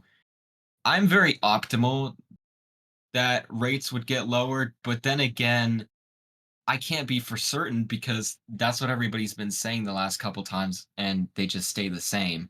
I don't think that they're going to get raised. That's for sure on my end, but I just can't give a definitive answer if they're going to get I think they lowered. stay the same, man. I think everybody seems to think that they're coming down. Every time it's about the report's about to come out and Jerome Powell's about to come out, I ask people and I'm like, hey, do you think they're going up and down? Everybody says, oh, they're about to drop them. They're about to drop them. But the thing is they're not. And the main reason is, and they've said this over and over, is because we have not even felt the sting in this country from what has happened because of the tariffs. I have an article right here, and wait, this is different. I think it's right here. Port of LA warns that tariffs are still disrupting global trade, and the EU denies the yield of Trump's 10% base tariffs. There's been no resolution of tariffs. Yet at the same time, we haven't felt the sting yet. We haven't felt the lack of things on the shelf yet. We haven't felt the price hikes yet. And they've already been raising prices, and they say that they're about to. They've already been doing it. But every opportunity they get to raise prices, they're going to do it. Just like during COVID, prices never came down after. They stayed the same. They normalize it and get you used to it and just keep taking more and more and more. The prices won't come down from things. And that's something we have to take into consideration, but also the supply chain disruption. Okay. We haven't felt that yet.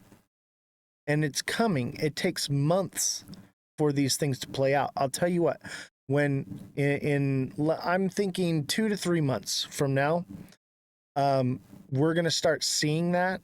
And when people, retail start seeing empty shelves, and even not just people reading the news start seeing those articles of empty shelves, that's going to cause the markets to move downward. Yeah, I mean, the one thing that I've always said is like these tariffs, we need to get deals because we can't keep these open forever. And the other thing is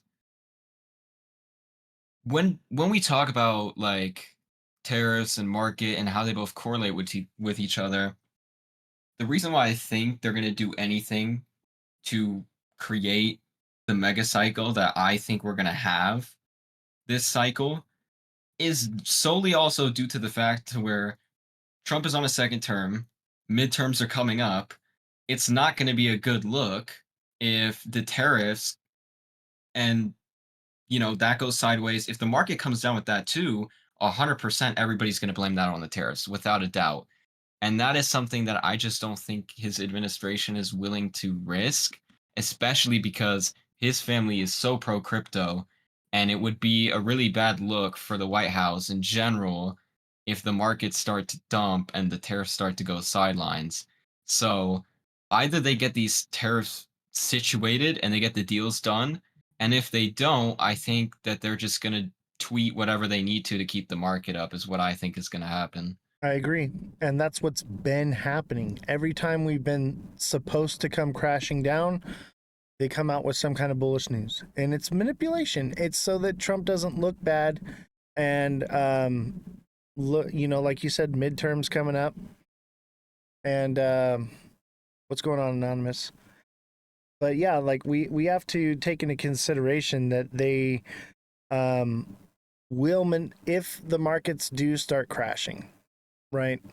They'll put something out just perfectly timed to prop it back up. Trump will just say, now would be a good time to buy, and the markets take off. And, that's why I factor in moon cheese into my trades, because I realize that no matter what crazy news comes out, the reality is that people have social media and the news manipulating them. And until that goes away, which it's not anytime soon, expect that every time we should see a crash, we see a quick recovery, because they will control the narrative. That's where we're at. Tuft Minds moon cheese is basically you think something's about to take off to the moon, but it's really a trap.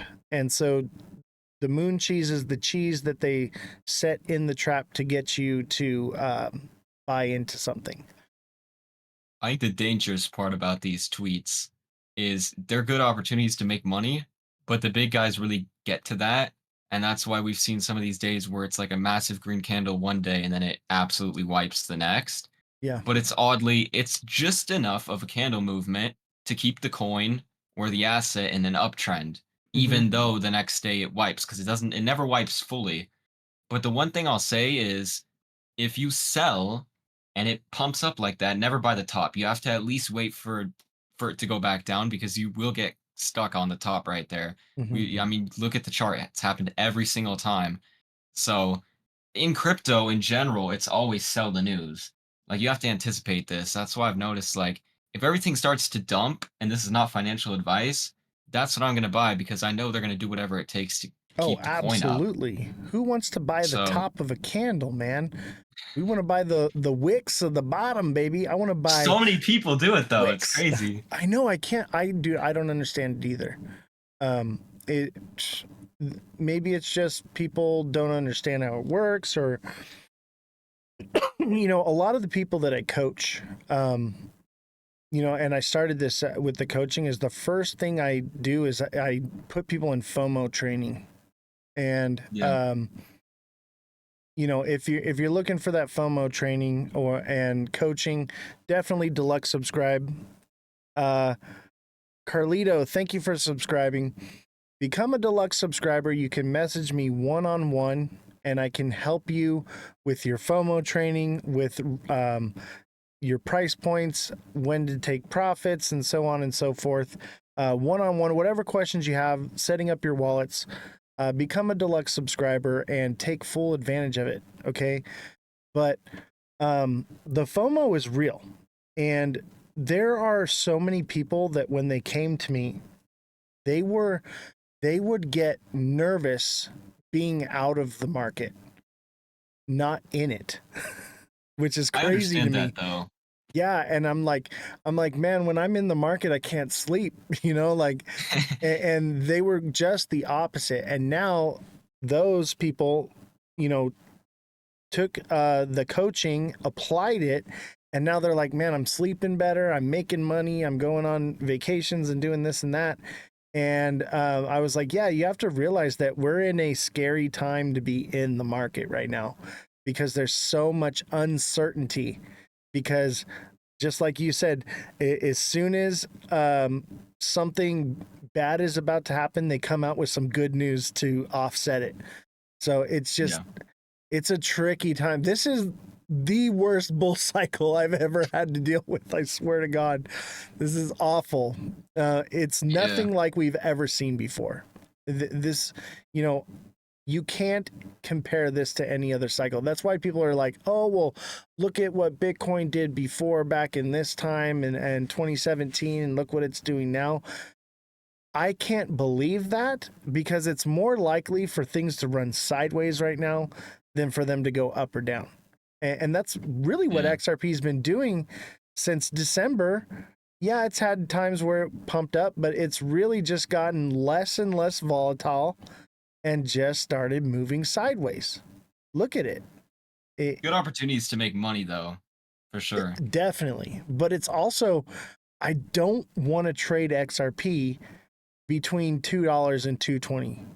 It's just a scary spot to be in because if it loses support, it drops very quickly. But also, if it gets support, it raises very quickly. It's a catch Yeah. 22. So it's like you have to be very careful. So what I usually do is I wait for confirmation that it's moved out of that zone and is Mhm. going into a bullish trend, then I will get into it. Call it buying the top, call it whatever you will, but it's pretty much a guaranteed. Yeah, I'm not catching the entire movement, but I know at least once it does this, like I said, we need 2 candles to close above 230. Once that happens, we're going to 260, Yeah. or maybe 250, it just depends on the news, but it's a confirmation of like, okay, I feel safe to buy right now. And I know that as long as um, we're in that upward trend, it will be volatile enough to get to somewhere.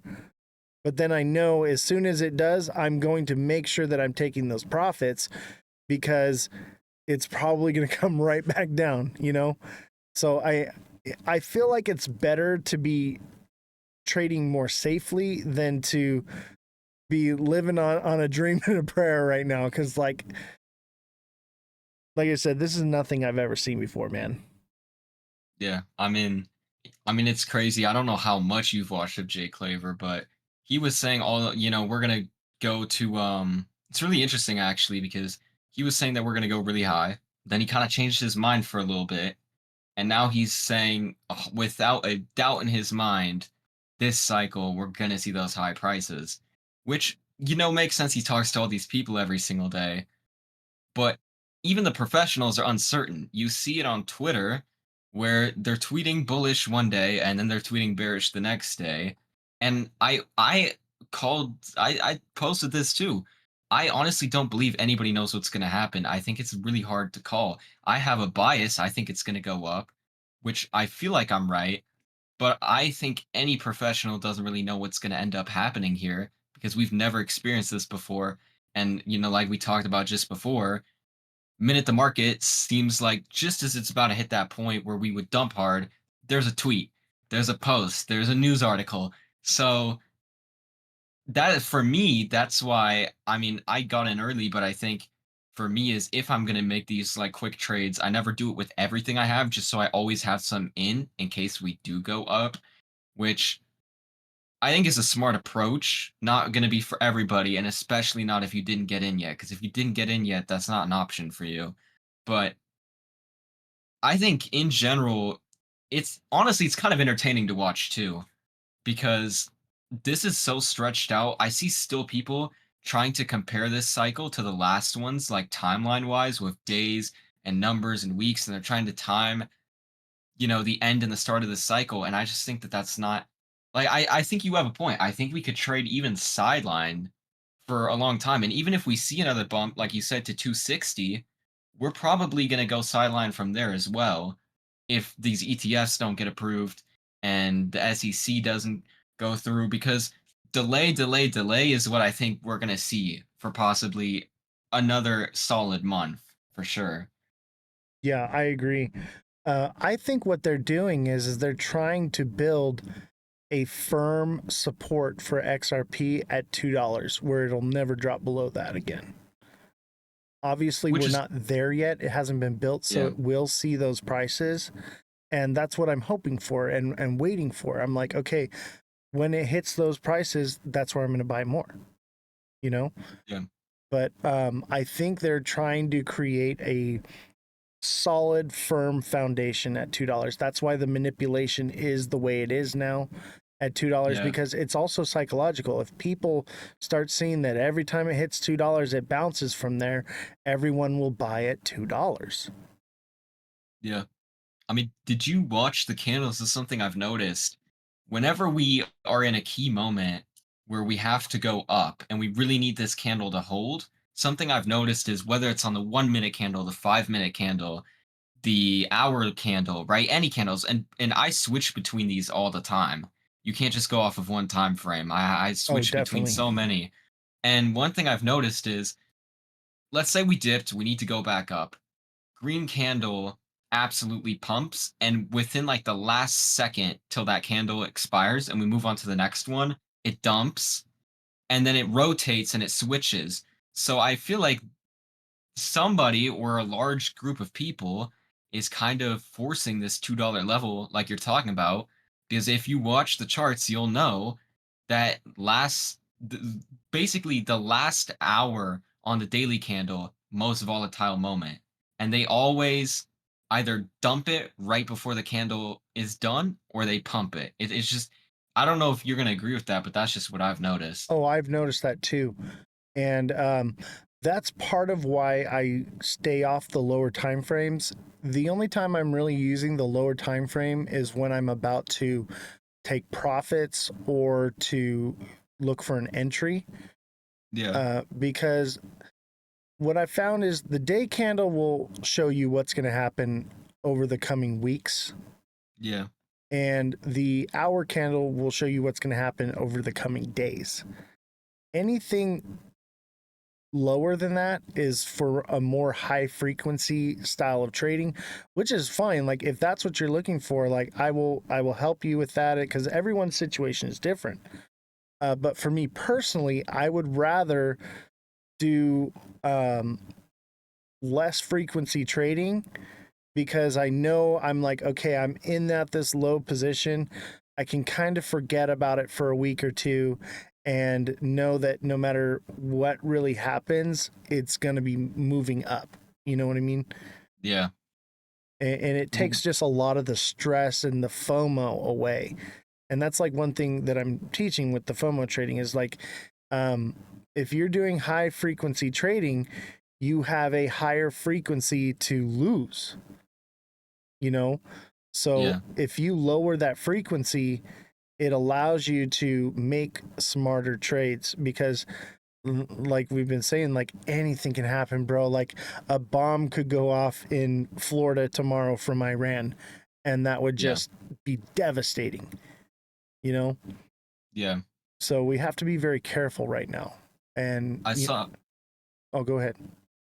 I saw somebody in the chat said XRP won't exceed $9, and then somebody said, I agree with that. And I think something that's really important in what we were just talking about is, obviously there could be a chance that XRP really takes off, which, and I want to make a point with this. You could be right, XRP might not exceed $9 a cycle, but then on the other hand, it could, and that's why you need to be signed up for this subscription, so that way you don't miss that play, because I guarantee you if this move happens, you're probably going to miss it. This stuff Right. literally happens and changes within an instant, and you need to be aware of these things that's happening, because if you go off of emotions and where you think the market is going to go, 9 times out of 10 that's probably not going to happen. Yeah, it'll burn So you every time, man. unless, yeah, you for $9.99 for somebody who's looking at the charts 24/7, that is probably the best deal you're ever going to get, because if you're just trading blindly like that, you could say it won't exceed $9, and then we might build a solid floor at $2 and absolutely gigapump, or we might dump. So that's why, unless Yeah. if you don't have the time for the information, you need to, this is probably one of the best deals you're going to find. Yeah, exactly. And it won't last like this forever.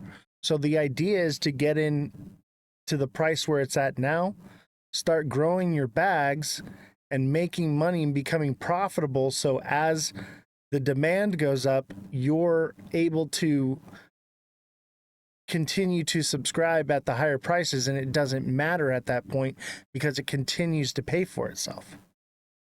Yeah. I had another question. Do you Yeah. like, let's just say we hold the $2 floor, we build a solid $2 floor. We get ETF approvals, all this and that. Would you recommend then at that point kind of finding a good leverage trading platform to kind of take some of these moves on leverage trades, or what do you think? Because I have zero experience in leverage trades, but I've seen so many people make good money on it, and I kind of want to learn that. But I wanted to ask you if you think, if we hold this $2 floor, because I personally just wouldn't do leverage trades right now, it's too volatile.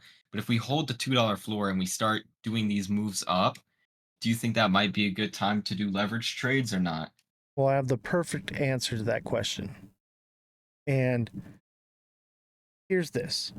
Okay. If the way to become wealthy, and when I say wealthy, I mean me, 37 years old and retired, is by sticking to what I'm about to tell you right now. Okay. Is when you have a small amount of money, okay, and you're trying to get to wealth, you want to make riskier moves. Okay. You make Yep. risky moves with a small amount of money to create wealth very quickly. But once you become wealthy and you're in a position where you're like, this is where I'm comfortable at, then you take less risky trades with a lot of money, and it's guaranteed Yeah. income. Yeah. And so that's the real thing. Is it depends on what situation you're in. Someone like me, I'm not in that situation, so I don't want to risk losing my, everything that I built Yeah. and have to go back to work and because I'm getting greedy. I'm in a comfortable place. I have a good system in place, and I stick to it, and I don't let the FOMO get to me, right? Because I've earned that. But when I started, definitely, dude, when I first started, I specialized in IPOs, like because, we didn't really have crypto yet, Yeah. and that's where you would get that volatility that we like from crypto, was in IPOs. So that's where I started, and I made my money in IPOs by making risky trades with a small amount of money, growing it over the years, and then it wasn't quite enough, but then crypto came out. And so I went to an even riskier place with a mid amount of money, which was basically, it was like, okay, I'm still working. If something happens, whatever, I can bounce back from it. And so I got into crypto, and I got in so early, man. I got in so early, and it just once I finally learned how crypto worked, I was able to make it like, dude, I went through 2 bull cycles before this where I made tons of money, but I didn't make it real. You know what I mean? And it just cost Yeah. me. I could have been retired a long time ago, but I didn't know what I was doing yet. And so like now I'm in a place where I'm like, okay, I'm still in a risky environment being in crypto, but I'm diversified. I have, my stock trades, and then I have my crypto trades. But I have larger supplies in stocks for long-term holding or in stable coins. But I have an allotted amount that goes into the stock market, and it grows over time, and it just kind of does its thing. It collects its dividends, and that's what it does.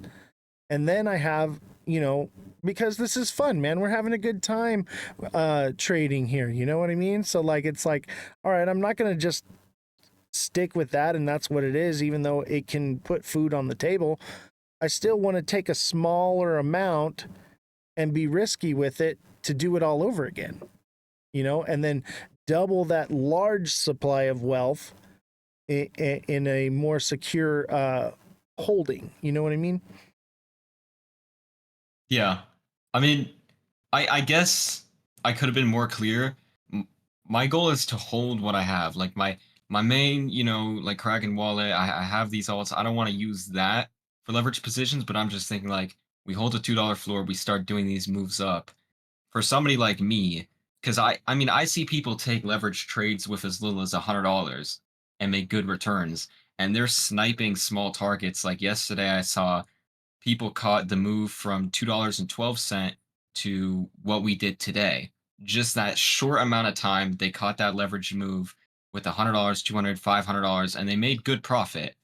So for me, if I'm talking about leverage, I'm not talking about taking everything I have and re-leveraging it every single time. I would probably do more like incremental leverage trades with like outside capital and not take from what I'm holding stable, if that makes sense. This is not financial advice, but what I would say is if you're going to leverage trade, don't get into something that you can't afford to recoup from. You know what I Yeah. mean? And I don't know if I told you this, but I don't use stop losses because I pretty much know Interesting. what is going to happen when I make a trade, and I'm watching the chart so closely it's not necessary, because I've noticed a lot of times that my stop losses will burn me because the whales do things where they'll drop the price on purpose to trigger stop losses, and then it just goes Yeah. right back up, and it's just burned me so many times. So I don't trade that way anymore. Yeah. I forget where I was going with that, but my strategy is very unique, I would say. I mean, there's a lot of people I think that are doing it, but I would say that most creators out there that are teaching are not doing it the way I'm doing it. And I think that that's why I'm more accurate, because I'm taking into consideration the fact of the manipulation, and I'm not just Yeah. relying on wave theory. I'm understanding that wave theory can be used against you as a tool for the whales and those manipulating the market to basically burn your stop losses up, crash the market down, and then re-enter and bring it right back up. Yeah.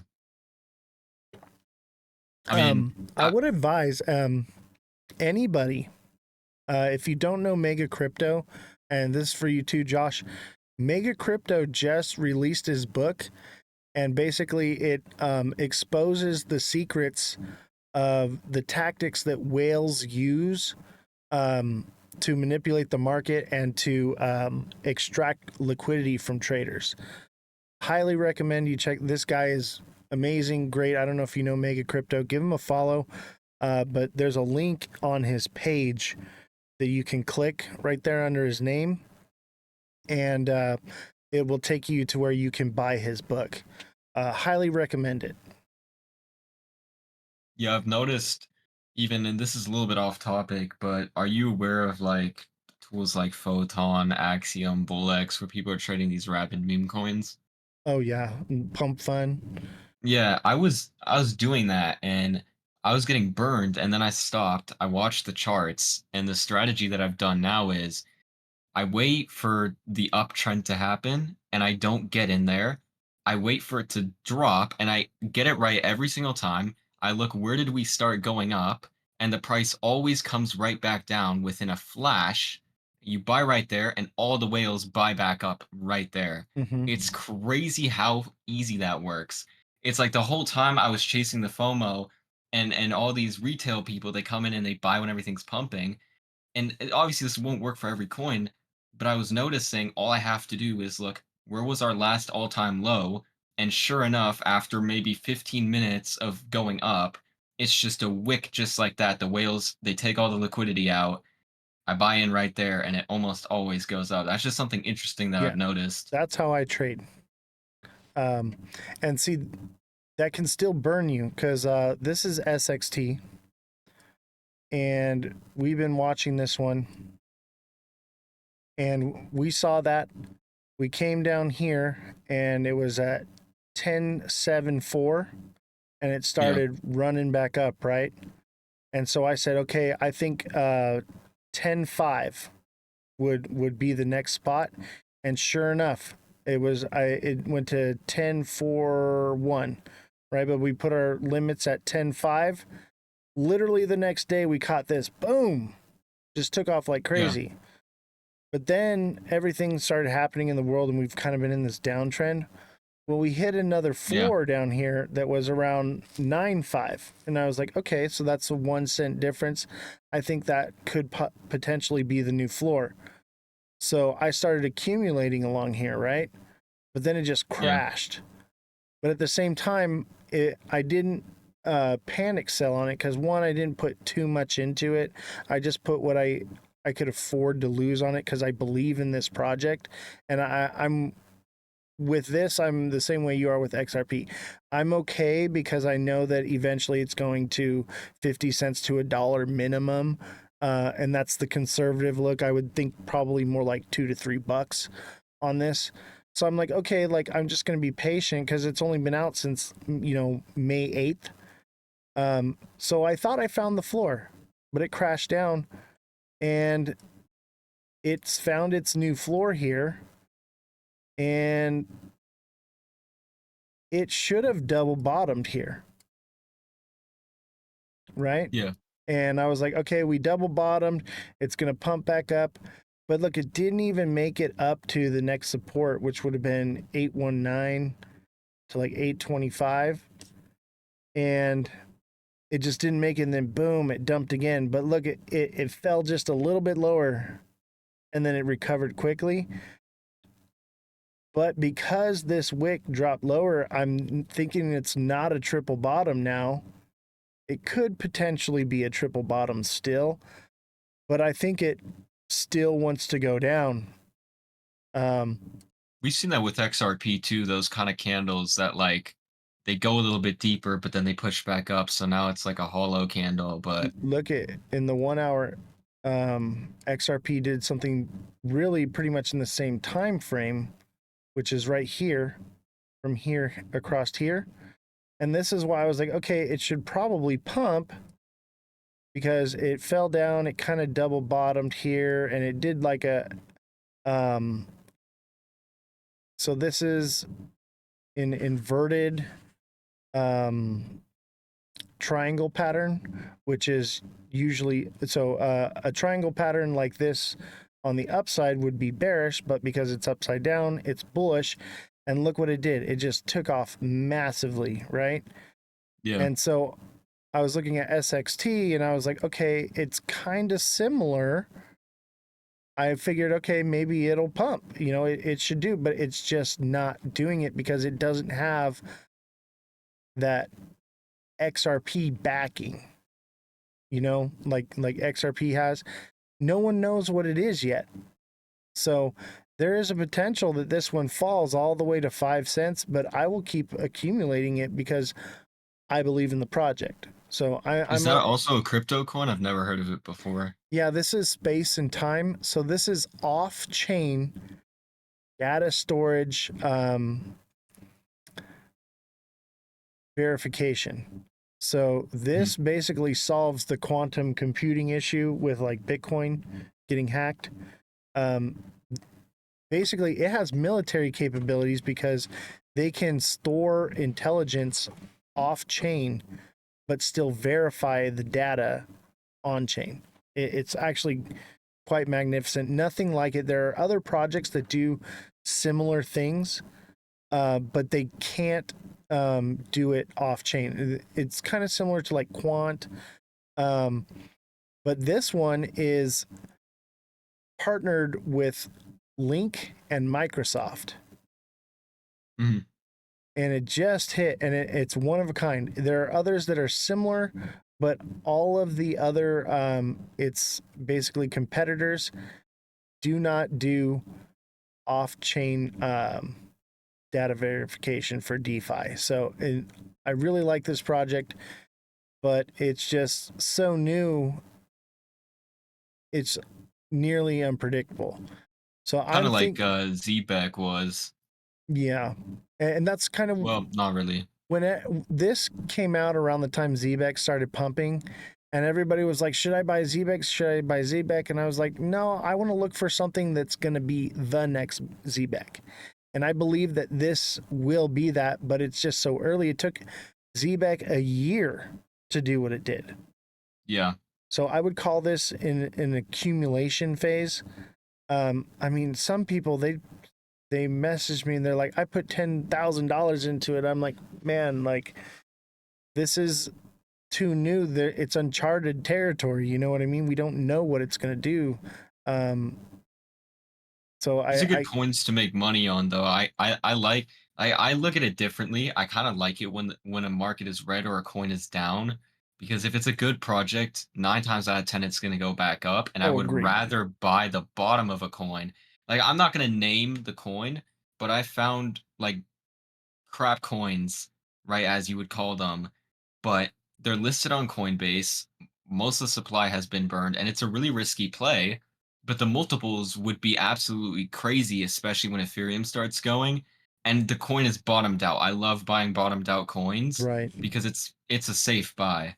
Yeah, exactly. And that's kind of where I feel with this one is like I was like, okay, I think we found the bottom and it went a little bit lower. I'm like, okay, is it finding a bottom again? Is it going to dip a little lower? But every time it finds like a bottom like this, I'll just accumulate a little bit more, but just incrementally. I'm not just going to throw 10K at something and cross my fingers and hope for the best. I'm going to throw like, 5% of what I initially want to put into the project. And each time it dips, I'm going to add another 5% to 10%. And the Yeah. lower it goes, the more I'm going to put into it until it finally does recover. But what I love about this one is the market cap is only like 100. I think it's probably even down. It's probably down to like 130 million market cap. Mhm. And the coin supply is low. It basically has the potential to do the numbers that everyone's expecting XRP will possibly do this bull run, like Mhm. $4 or $5. It could Yeah. easily do $3 to $5. Easily. What is the price right now? It's at 7 cents, 7.5. It's really oddly interesting because another coin that I bought at that price too, and it went a little bit lower. Why is it those coins? Like, I'm not trying to overhype right now, but these coins are. I'm definitely gonna look into this coin because that's interesting. Because, like, especially this run, I think utility is gonna be a big thing. Like, I heard somebody say this, and they were like, they told me, Josh, if you're right, and we have a mega cycle this cycle, it's gonna be good. But after the mega cycle, it would probably be the last mega cycle, and then after that, a lot of the coins are gonna lose all the liquidity, and only the good projects are gonna stay. And Agreed. I think like that's like if I'm right and the market pumps, it is going to come with that side factor where we kind of are in this space now where utility projects are the good ones. But I'm not talking about like projects that have like a GitHub link, like actual utility. Right. And it looks like the coin that you're looking at right now is good. So I'm definitely going to look into this one. Yeah, I Yeah, 100. believe in the utility. I'm all about utility coins and like real world asset backed coins. Yeah. That's like my main thing. But the reason I liked this one is because it's so new and the utility, no other coin can do what it can do. There are some that are like it, but nothing else is. That doesn't mean that something else isn't going to come along. but for right now, it's a one of a kind. Yeah. So I'm like hella bullish on it. I'm hoping that it triple bottoms right now and then it just flies up to like 13 cents. If everything starts taking off, then it will. But it's just bad news hurts coins like this more. I'm gonna be honest. I'm with you. I'm probably gonna buy some of it tonight. I've been looking to buy. I want to see it because Well, actually, I might wait for the news tonight first. right. I have a feeling that everything is going to pump until Tuesday. Because the stablecoin bill more than likely is going to pass on Tuesday. Oh, I forgot about that. It's probably a good thing to keep up with. Yeah. Is that the Genius Act or was that something else? What's that? Was that the Genius Act or was that something else? Yeah, Genius Act.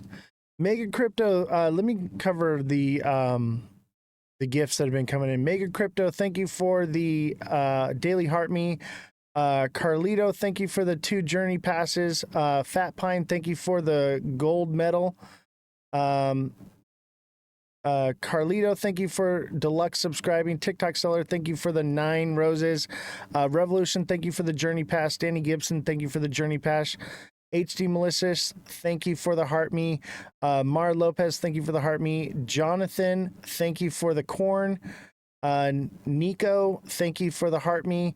Revolution, thank you for the scarab. Revolution, thank you for the popular vote. Revolution, thank you for the 4 popular votes. Danny Gibson, thank you for the heart me. You guys are amazing. Mega Crypto, how you doing? Josh, I'm gonna wrap it up with you here. Mega, you want to come on the show? I was just promoting your book. You want to talk about your book a little bit? Josh, stick around though. I want you to hear about this guy's book, and I think you would benefit from it. Yeah, 100%. All right. Thank you, buddy. Yep. Yes, Mega, I was talking about your book that will help people with whale manipulation. We were literally just talking. Speak of the devil, and he will present himself. We were literally just talking about you. I'm sure your ears were ringing. Mega Crypto, thank you for the 10 popular votes. Simon, thank you for the 3 journey passes. Appreciate you guys. You want to come on as a co-host? I'd love to have you on, man. I'm always excited to see Mega. But yeah, if you guys don't follow Mega Crypto yet, definitely send him a follow. But he has a link in his bio, and you can click that, and that's where you can get his book. Okay, and he also has merch there in his Discord and everything. But definitely get the book. SXT does not have military capabilities or whatever you said. That's false. That's not true. It's off-chain data storage, off-chain verifiable data storage. It has military capabilities because it can store things like intelligence for the military. Okay? And it can't be hacked. So it's about data storage. So if you have intelligence and things that you want to keep people from getting access to it, that's its utility that it could have. All I gotta say, I had Flamin' Yawn with Oz. Yeah, dude, I had Octopus. Henry bought me dinner in Vegas. Thank you, Henry. You're awesome, man.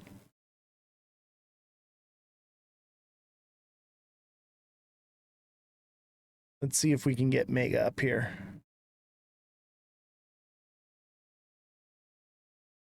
Everybody coming into the show today. We had a lot of guests today. Let's see here. That's not it.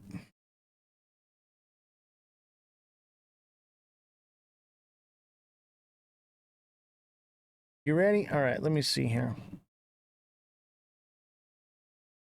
Send a request to co-host.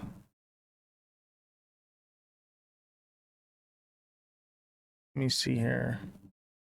Wish I could just like search. I have it on dual layout, so I can't bring you on as a guest. But or you could just come into my Discord and we could do like a phone call on Discord if you want.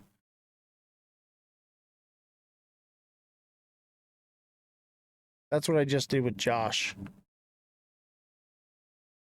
Yeah, if you can't send a yeah, dude, just hit me up on Discord. Cuz I don't even have your Discord yet cuz my subscription expired. And I didn't subscribe because you haven't been on lately. I'll have to resubscribe though. Yes, space and time. Hopefully it triple bottoms. I'm really hoping. It's free Discord. I don't know why I can't find you on there. My link's in my bio. Oh, you have VIP section. Got you. Henry, thank you for the goat. Appreciate you. My Discord link's in my bio, Mega.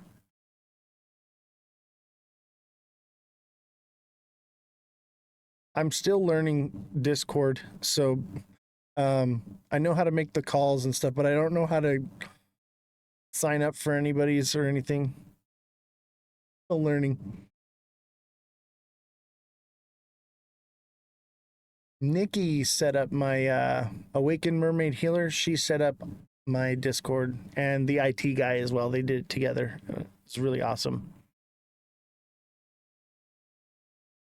There are 3 ships on fire off the coast of the Gulf of Oman. They're saying it may be U.S. ships. Interesting. We'll have to wait because that's something I have to look into, and I want to not report on something until I have the facts on it. SXT capability could theoretically support military or defense applications, but it's not funded. Yeah, that's what I'm saying, is it could have military capabilities. I never said that it was funded or backed by the US military or any military. I'm just saying that it has military use. Yeah, I never said that it was marketed for military use. I'm just saying that it has military capabilities, which makes me think that it has good potential. It's one of a kind. No other currency has the capabilities it has. There are similar ones, but nothing does off-chain data verification.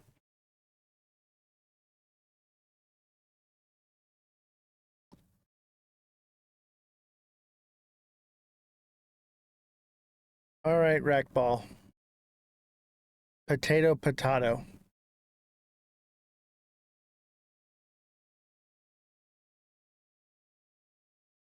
Let's see, is Mega coming on?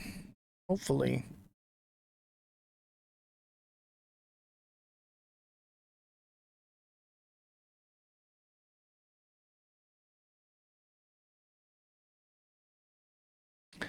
And don't forget to smash that like button, subscribe to the channel, share the show with your friends. And remember, we are also live on Twitch. That's Oz the Crypto Goat, all lowercases, no spaces. Come check us out there. And if you want any TA on any projects, all you got to do to get that for absolutely free is to come into the chat on Twitch, put it in there, and I will pull up any project you like, or just become a subscriber. You're in there now. Oh, there you are. All right, let's see here. Uh-oh. Join voice. What's going on, Mega? What's up, man? Hey, man, just chilling. Glad to hear from you, man. How's life? How's everything going? It's going good. How's the microphone right now? Is it good? Yeah, I it think sounds I'm gonna great. swap microphones. Okay. Yeah, it sounds great. What kind of mic are you using? I don't know if it's my AirPod microphone on my headset because I just use my AirPods like an old set I had, or if it's my microphone. Well, Oh, right on. So tell us about your book, man. I'm really excited to get my copy. look, I mean, the whole purpose of this was for me to be able to help people understand just the tactics that are used. I mean, even like my approach into this whole thing since 2017 was, since I've been thrown back and forth by a lot of big players and not realizing I was a target, it's been more of an eye opener over, since 2017 I've been in it. And so just as that's been unraveling, I'm just like, okay, like, so this is what I've learned. So how can I help other people kind of along the same path? And one of the initial things I did was learning technical analysis for the basics, and then I started getting to a little more complex stuff, and then just getting more comfortable with understanding just some basic understanding of where resistance and support is, and all that stuff. And I was like, what if I started to dive deeper into this? So I dove deeper into it, learn more methodologies, tactics, and whatnot. And then I started making videos in November, and it just kind of popped off. And I was like, okay, cool, especially because of XRP. And then what? It's probably like in December. I think it was like December. I was thinking to myself, what if I was to like put together a book, because like I think a lot of people don't realize how much the big players are really kind of moving everything. As much as we want to make a difference as retail buyers and whatnot, or sellers, depending on what our goal is, it's really we're at a disadvantage, because even though there's fewer of them, there's a lot more coordination with them. Like we can definitely do some damage if we were coordinated as retail. But the truth of it is, the only time you really see that is if people are FOMOing in or out. It's not so much coordinated effort. And so I kind of saw that void of people just not understanding what a simple tactic of it, of like a liquidity sweep, or different zones to watch out for. It's the basic things, within technical analysis, where I'm just like, this could be something good to kind of like sandwich with it. And so in doing so, it's kind of opened that door up for me to just start putting stuff together. And like I'm straightforward to people, like look, all these different tactics I've wrote down because I've learned it over the years. I'm not the best writer, so I wrote down all the stuff, and then I use like AI to help me to write it more eloquently because I'm not the greatest writer. And then I rewrote it again, and now it's finally, it's like 46 pages. That's counting like a couple pages intro and whatnot, but it's like 8 chapters of just different tactics that people can be aware of, and so I just put it out there for free, or pay what you want, and no pressure, just it's there for people. So Yeah, I noticed that it was for free, but I couldn't just buy it for nothing. So I'll throw something your way for sure. no, But I gotta get a copy just so I can hold it up here. Be like, the great Mega Well, has spoken. it's digital copy, it's not physical. So Oh, okay. okay, so that's also why I was just like, just make it free. But maybe eventually I'll work on like a more revised version, a little more condensed, maybe add some more stuff, add like footnotes and bigger sections and whatnot, nicer design, and then do like a second edition type of deal. Nice. Can you speak on it a little bit, or Yeah, absolutely. you want to gatekeep it? No, no. The whole purpose of it is not to gatekeep. You know what I mean? It's to help people kind of step out of the mentality of just being so, how do I say this? Being stuck in an echo chamber. When you constantly hear the same things over and over again, or if you're only watching your own crypto constantly over and over again, and then you think to yourself, oh, why is XRP not doing anything, or why is ZBEC not doing anything, or why is this one the only one pumping? But then when you step back and you see the bigger picture, you see, oh, it's actually the whole market. It's not necessarily just as one thing. Right. And so if it's the whole market, then what's actually moving the whole market? And it just unravels these different questions that I had for myself, at least over the years. And as I dove into those, I was like, dang, like I didn't realize how much of a target I was in this. I'm not just swimming alongside of another big fish. It's like riding a rodeo. If you're not on the bull, you're going to get charged at. If you're on the bull, it's going to be a wild ride, but at least you're not going to get hit by the horns. So that's kind of the mentality with it, with that. But there's different sections in it. The first chapter, actually, the introduction talks a little more about it. As much as I want to share like sources and stuff like that, as far as like where I got all this stuff, a lot of this stuff is just common knowledge that you can just search up anywhere. It's nothing like groundbreaking. You know what I mean? It's nothing groundbreaking. I just put it together as far as this and just made a free resource of it. And as far as the different types of tactics that are used, there's many different sources that talk about it. And so that's what I talk about in the intros. It's like, look, if as much as I want to like pinpoint to one specific thing or not, I've learned all this stuff just over years, just like accumulated in my head and then just kind of just like refreshing here and there, as far as like the different tactics. And a lot of it is pretty much a rinse and repeat of the same type of style or tactic, just a slight tweak or a slight different timing or utilizing a different type of outside influence like news or economics. So I dive into those different things. I would say probably my favorite chapter in it, and these chapters aren't long. It's maybe like a page and a half, 2 pages each or something. But my favorite chapter is probably the last one, where it's just literally the one of the most powerful tools that the whales have. Whales, as in big investors. For those who might not know, one of the biggest tools that they have in their pocket is that they have patience. They can wait. And that's something that a lot of retail can't afford or has never thought of, Yeah. or has struggles with, you know what I mean? In my coaching that I offer, the first thing that I teach people is patience and FOMO training, because one is I have 92 subscribers that are messaging me constantly every day, so I'm like, you have to be patient for me to get to you. But yeah, like everything just doesn't happen right now. Yeah. Like when I say, oh, we could potentially see 163 again, it's not happening tomorrow. We have to be patient, we have to wait and let things happen. Yeah. Yeah, I agree. And that's what I think that's what also jaded me from a lot of the different quote unquote influencers online is, you just hear all these dates, people talking about this, talking about that, and just hype up all these different events.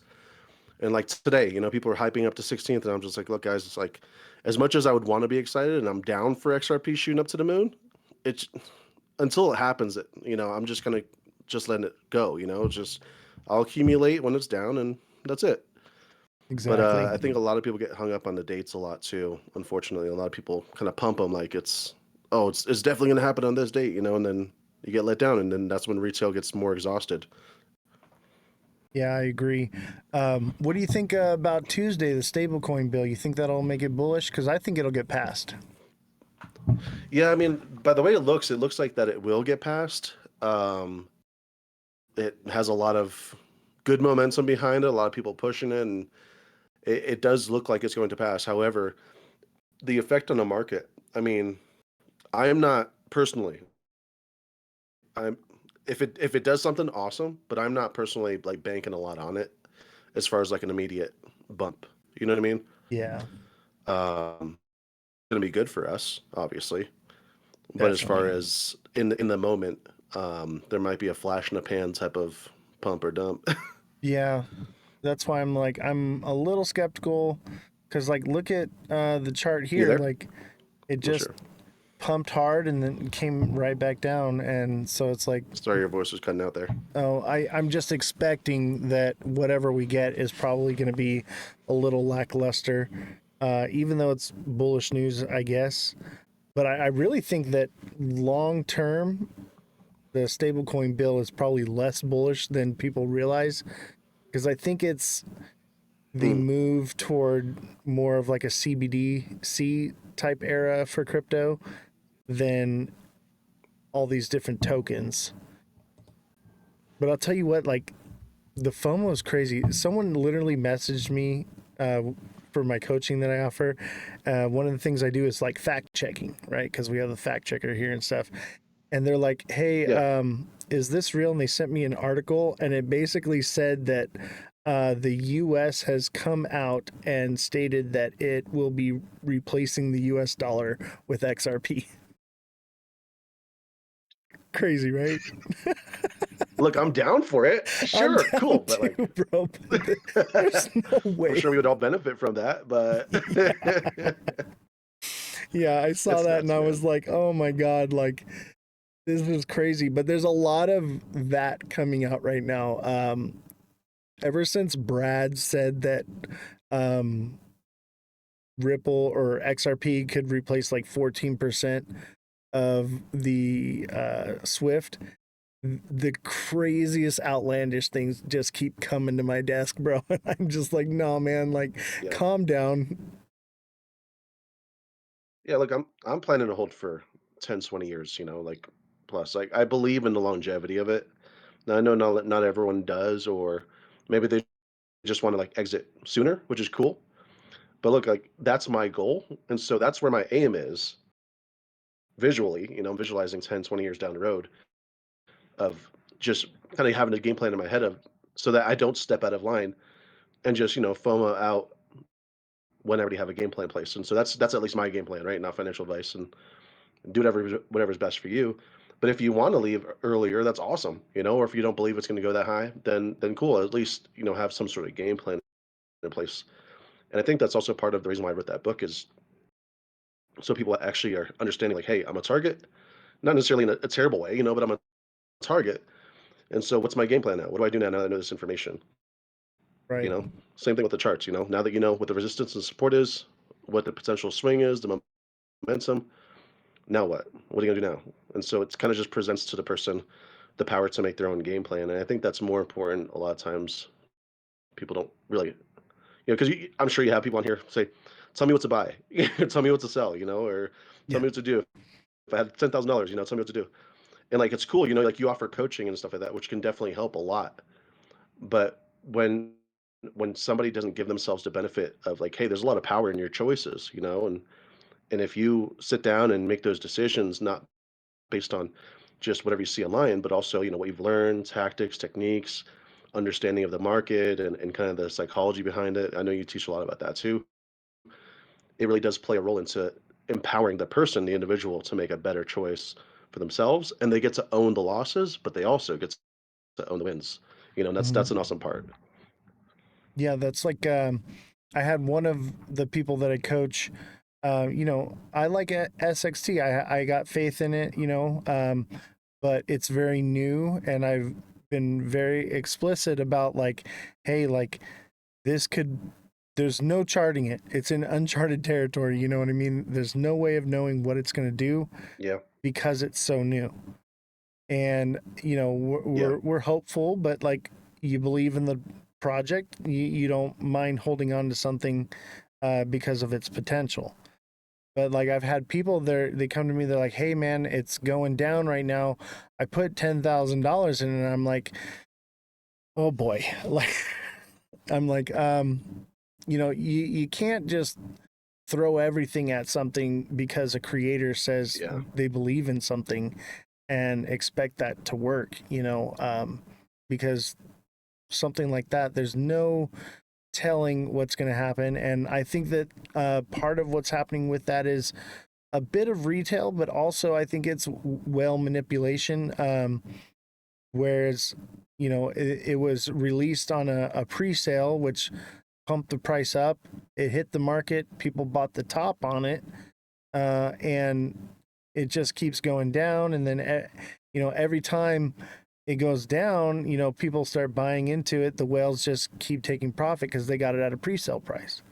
You know, Yeah. so I don't know. It's just Yep. a bit uncharted, and that's why I try to tell people like don't get into something like that with anything you're not willing to lose because I can do all the TA in the world on it, but it it's unpredictable.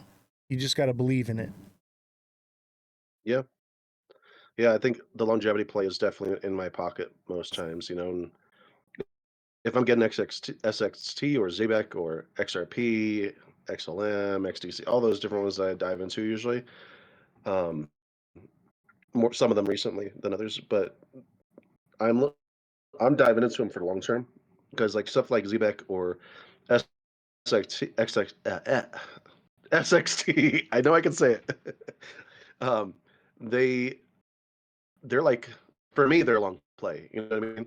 And like getting into those early is like getting into say for instance like XLM early. Like when it was Yeah. fractions of a penny. So the idea is there of it having some huge growth over time because of the implication of its utility. And I think once you have that in place, it's a little easier, not a lot, it's a little easier to make those choices of whether you're going to get into something or not, because you're not basing it off of just hype or community, you know, buy and hold type of mentality with meme coins. You know, it's like, cool, if you want to do that, that's fine, but it's going to be a flash in the pan. And if price drops, there's no real there's no real significance and you know, the words in my head somewhere, but there's no real backing behind it, you know, to really kind of force it back up Right. It's with a not utility rather XRP. than, You know, yeah, it's no exactly one like we were really knows about talking it about yet. before. That's why I'm like, okay, I'm Hmm. going to put a certain amount of money that I'm going to be putting into SXT, but I'm just going to, every time it dips, I'm just going to buy it there. And I'm like you said, longevity. Like I'm looking to hold this one for a very long time because obviously it's not going to get its use case this year. You know, it's going to be a while, Yeah. 5-10 years And look, minimum. And I'm okay with that. I'm okay with any yeah, volatility. I just want to start accumulating it because um, we know that its market cap is low and its ratio to coin supply is similar to buying XRP at, you know, 10 or 12 cents. So when it does get yeah, that recognition that it will, um, it'll take off. But I'll tell you what, right now, everyone that I talk to about it, creators, even you, like you didn't know anything about it until I mentioned it. I'll talk to other creators and I'll say, like, hey, I found this coin. I think it's pretty awesome. As soon as they find out the utility, they're like, oh, I'm buying some of this. You know, exactly. eventually that's a good sign. Like, eventually that will catch on. But I would say there's only a handful of people that really even know what it is. It's only been out since May 8th. So, Yeah, still patience. fresh, and the price is dropping right now. But for me, that's just I'm just waiting I for a good opportunity to grab Yeah. I'm wondering somewhere if at those it's lower zones. I'm wondering if it's a triple bottom right now. What do you think? Yeah, I saw you were looking at that before. I mean, it looks like it was a double bottom.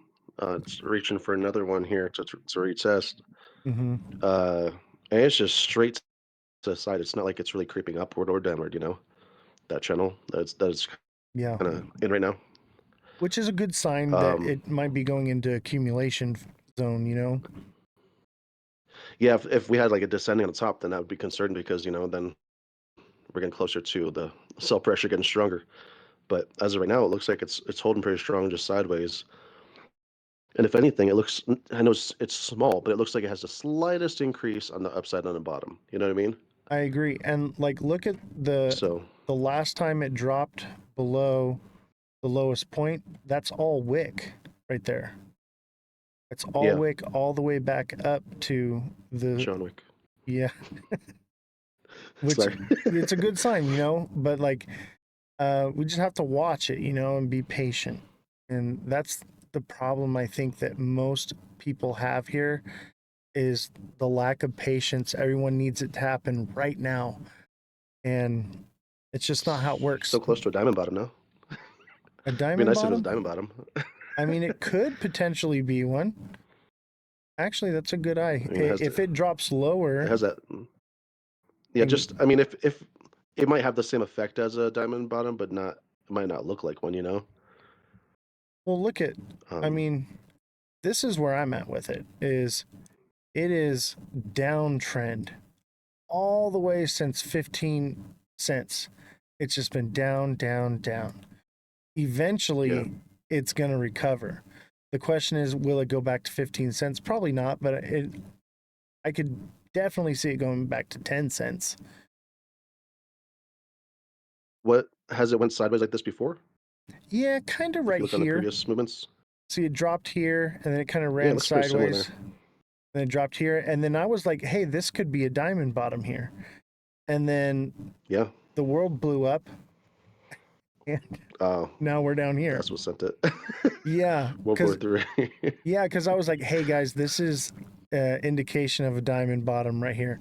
And you know how I call them a little early? I was like, this, it was only to like right about here where it was starting to come up to right here. I was like, Mm, this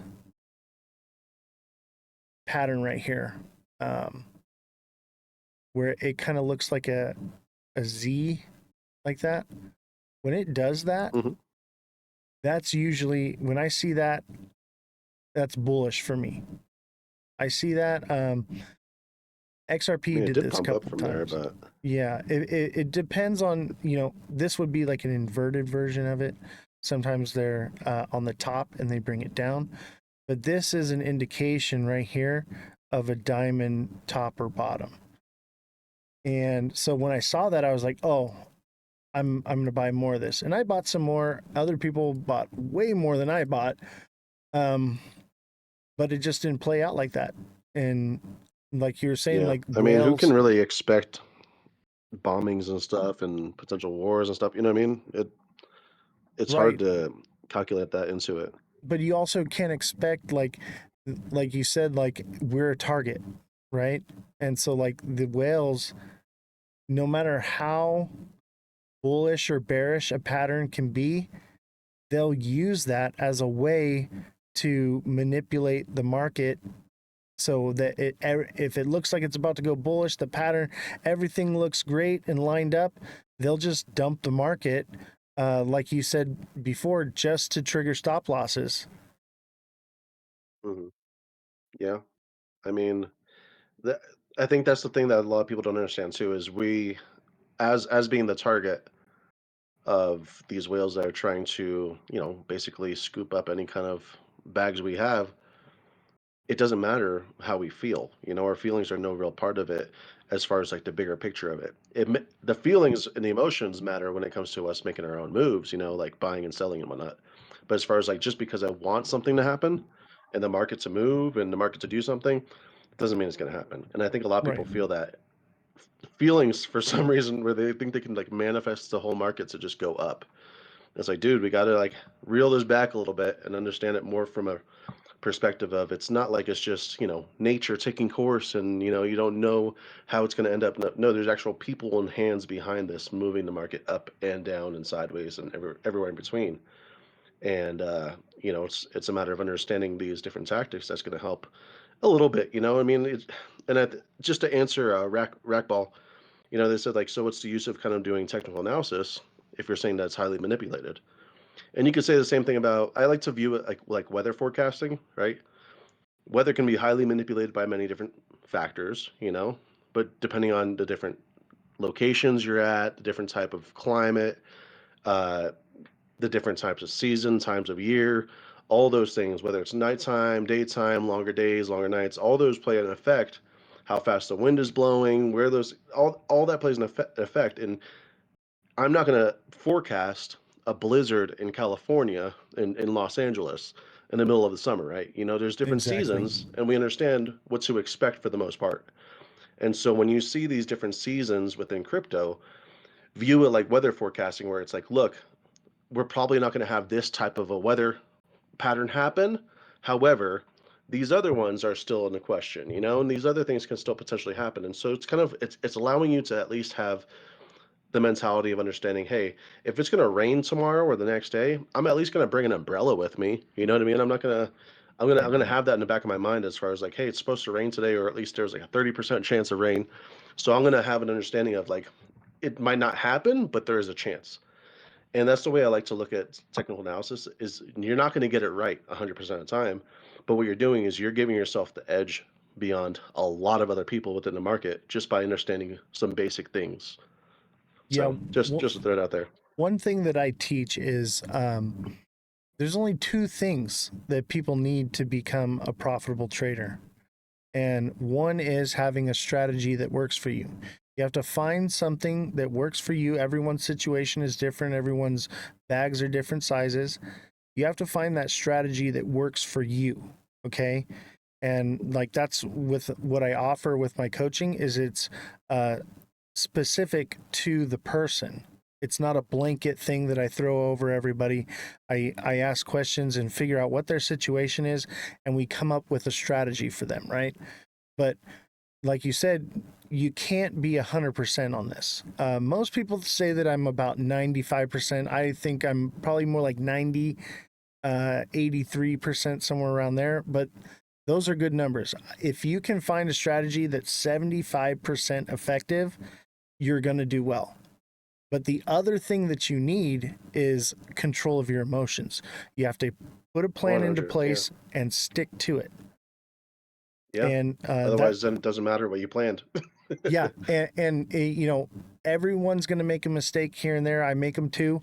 You know, and you can't just put all your faith into a creator or a TA guy or whatever, you know, and just expect it to always work out what you hoped, because it's a numbers game.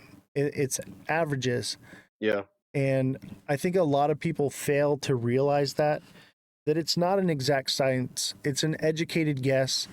And, you know, we do our best here, but I'll tell you what, the stress that comes along with, like when it was just myself, like, yeah, it was a little bit stressful and I'd lose sleep over it.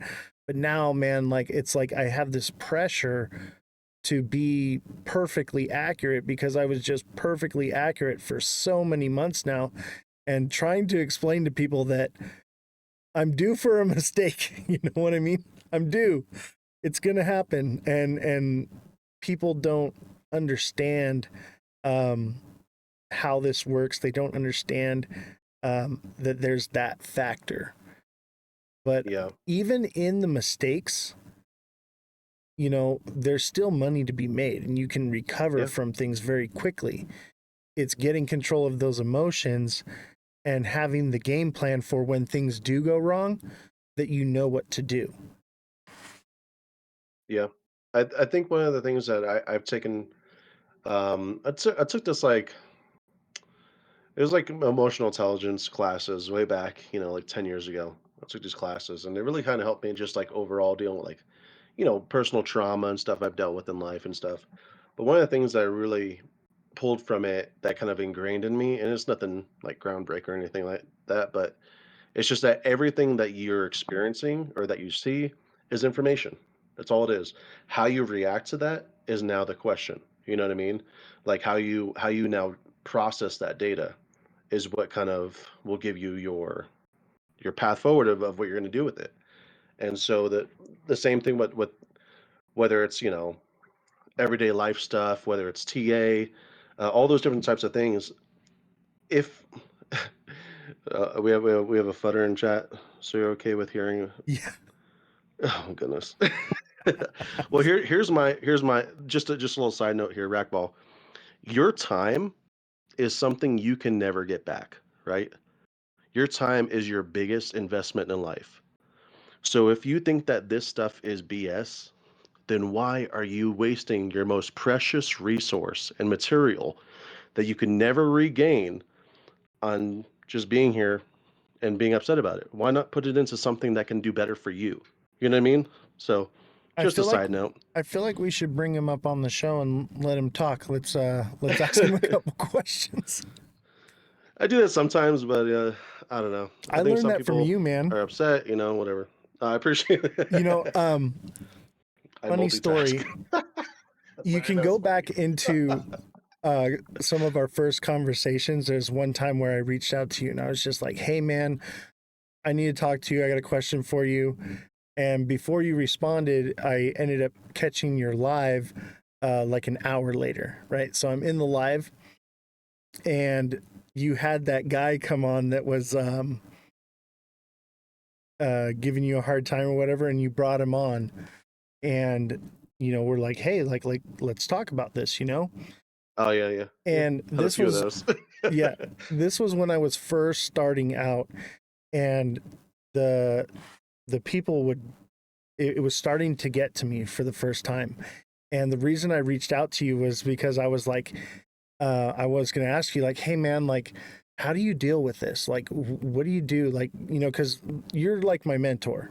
So in this Well, I space appreciate the kind on words. TikTok and everything. So I'm like, how do you deal with people like this? And when I say mentor, as not just TA, but also as a creator.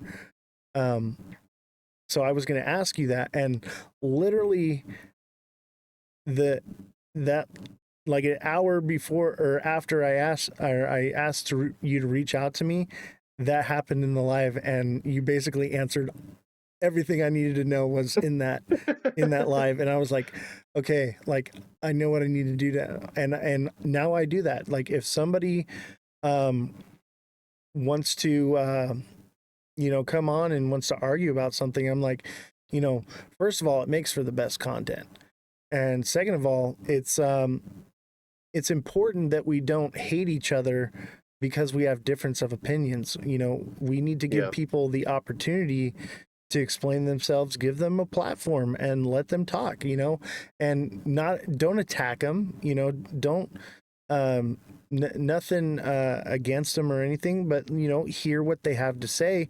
And just like the one you had on, by the end of the conversation, they were they changed their mind. You know what I mean?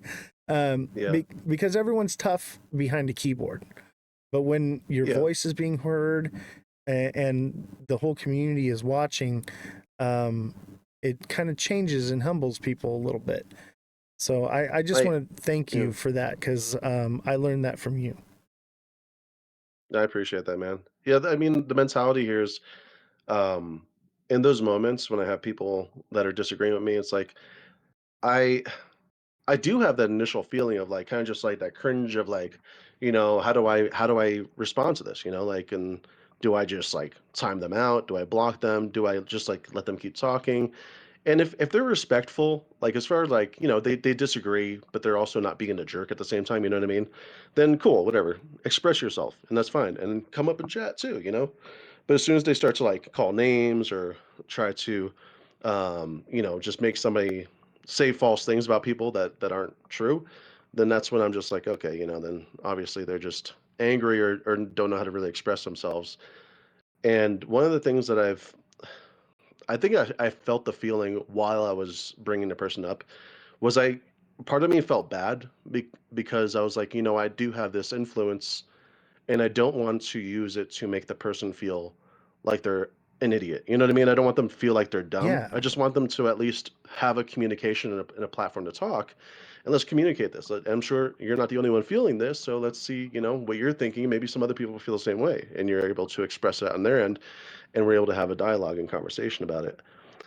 And for me, it's like I'm trying to approach it as if I'm talking to, a sibling or something like that, or somebody who, is a professional work relationship. You might not get along with everyone at work, but let's try to figure out what our common grounds are and let's go from there. And it really has helped a lot. And I would say, like probably 3 out of 4 times or something like that, just a random number I just came up with. 3 out of 4 times, I would say it definitely works as far as like helping us to at least not to be argumentative and to understand like kind of like where we're coming from. And then the other time I remember having somebody up and they just kept on saying like all this stuff and basically putting down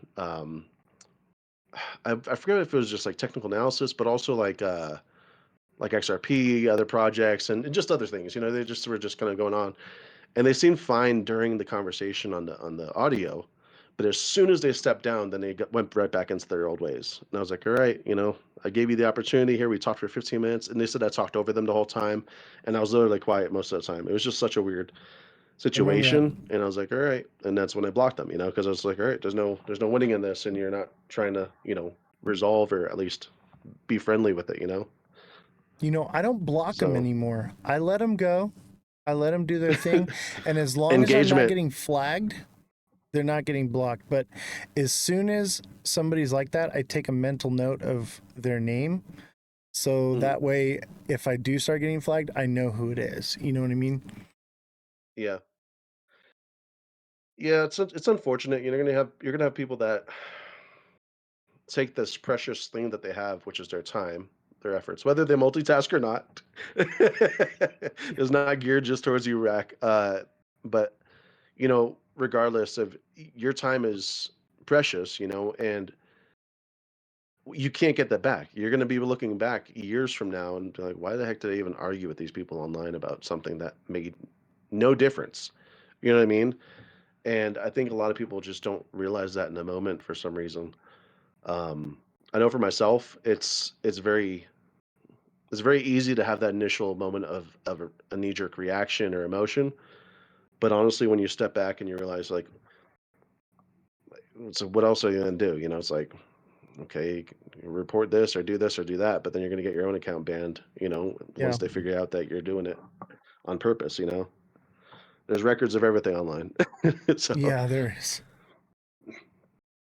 I don't know. I think it's I think you had the best way of handling it though, and I was just really appreciative of learning that from you, you know. no, thanks, Uh man. looks like Brook Odyssey and Mother of Dragons are in the chat. Appreciate you guys. Hello. Brooke, are you still I coming actually on do the gotta get show? going if you want to. If you want to have her up, I do have to get going anyway. Oh yeah, I appreciate you coming on, man. Don't forget to go follow Mega and check out his book for sure. And he's got Discord as well. Appreciate it, man. I All right. appreciate you having me up, and it was a nice conversation. And hopefully, people are able to take something from it to think. You know, Yeah, let the of course, noggin man. start to move. You're always welcome here, man. You know that. Appreciate it, man. You All have a right, good take night. care. I'll talk to you later. All right, bye. Mega Crypto, guys. Love that guy. He's amazing. Definitely my favorite creator. All right, let's get into some of the news. Brooke, we got to have you on the show. I think you're next month. Brooke should be coming on the show. We have her scheduled. I'm excited for it. I have not gotten the flyer together yet, though. But I'm super excited to have Brooke on the show. She's a great creator as well. Make sure you follow her. Yeah, Mega's just awesome. Great guy. All right, so Israel hits more Iranian military targets. Iran retaliates on fourth day of conflict. Let's listen to what they got to say about it. Support for WAMU's live stream comes from the Capital Area Food Bank. 1 in 3 people in the DMV lives with hunger. They tell their stories at hungerishere.org. It's not about nuclear power, but regime change. Send in the clown. A Holocaust researcher gets the rare chance to see footage from Jerry Lewis's Never mind. My mistake. Israel and Iran traded more deadly strikes earlier Monday as the conflict between the two countries entered its fourth day, raising concerns that the region has headed towards a wider Middle East conflict. The Israeli military said it precisely struck command centers belonging to Iran's Quds Force, an elite military and intelligence arm of the Islamic Revolutionary Guard Corps. Overnight, killing 4 officials, including the head of the IRGC's intelligence organization. It's confirmed the strike would mark the latest blow in a string of hits on Iran's military power since Israel launched its surprise attack last week, targeting the country's nuclear capabilities. Israel considers Iran's nuclear program to be a direct threat to its national security. This is a big deal, man. Like, this is, I mean, Trump says that we're not going to get involved and that they're going to make a deal right away. I just don't see it, man. Let me tell you what's happening, okay? When in history, whenever there's a global financial or power change, which is what is happening, it's a financial change, but it's a power change as well. Especially financial, war erupts. It's happened every time in history, okay? And we are having a global shift financially into this new space of cryptocurrency and digital assets. And with that comes hot war. And tensions are high. And basically, it's a fight to see who is going to rule the realm, who is going to stand on top, who will be the leader in the forefront of all of this. and where allegiances lie, and so on and so forth. So if you're expecting these things to resolve overnight, think again. This is just the beginning. We're just getting into it, and this will be long and drug out. Hopefully it doesn't become something that, drags our children into war. TikTok sellers, start polishing your boots, because if it gets hot, man, expect the draft and all these things. I don't want to be doom and gloom about this, but like, we need to be prepared for the idea that this is real happening, and it's not the way they're portraying it, because they're portraying it as, oh, this is going to be dealt with.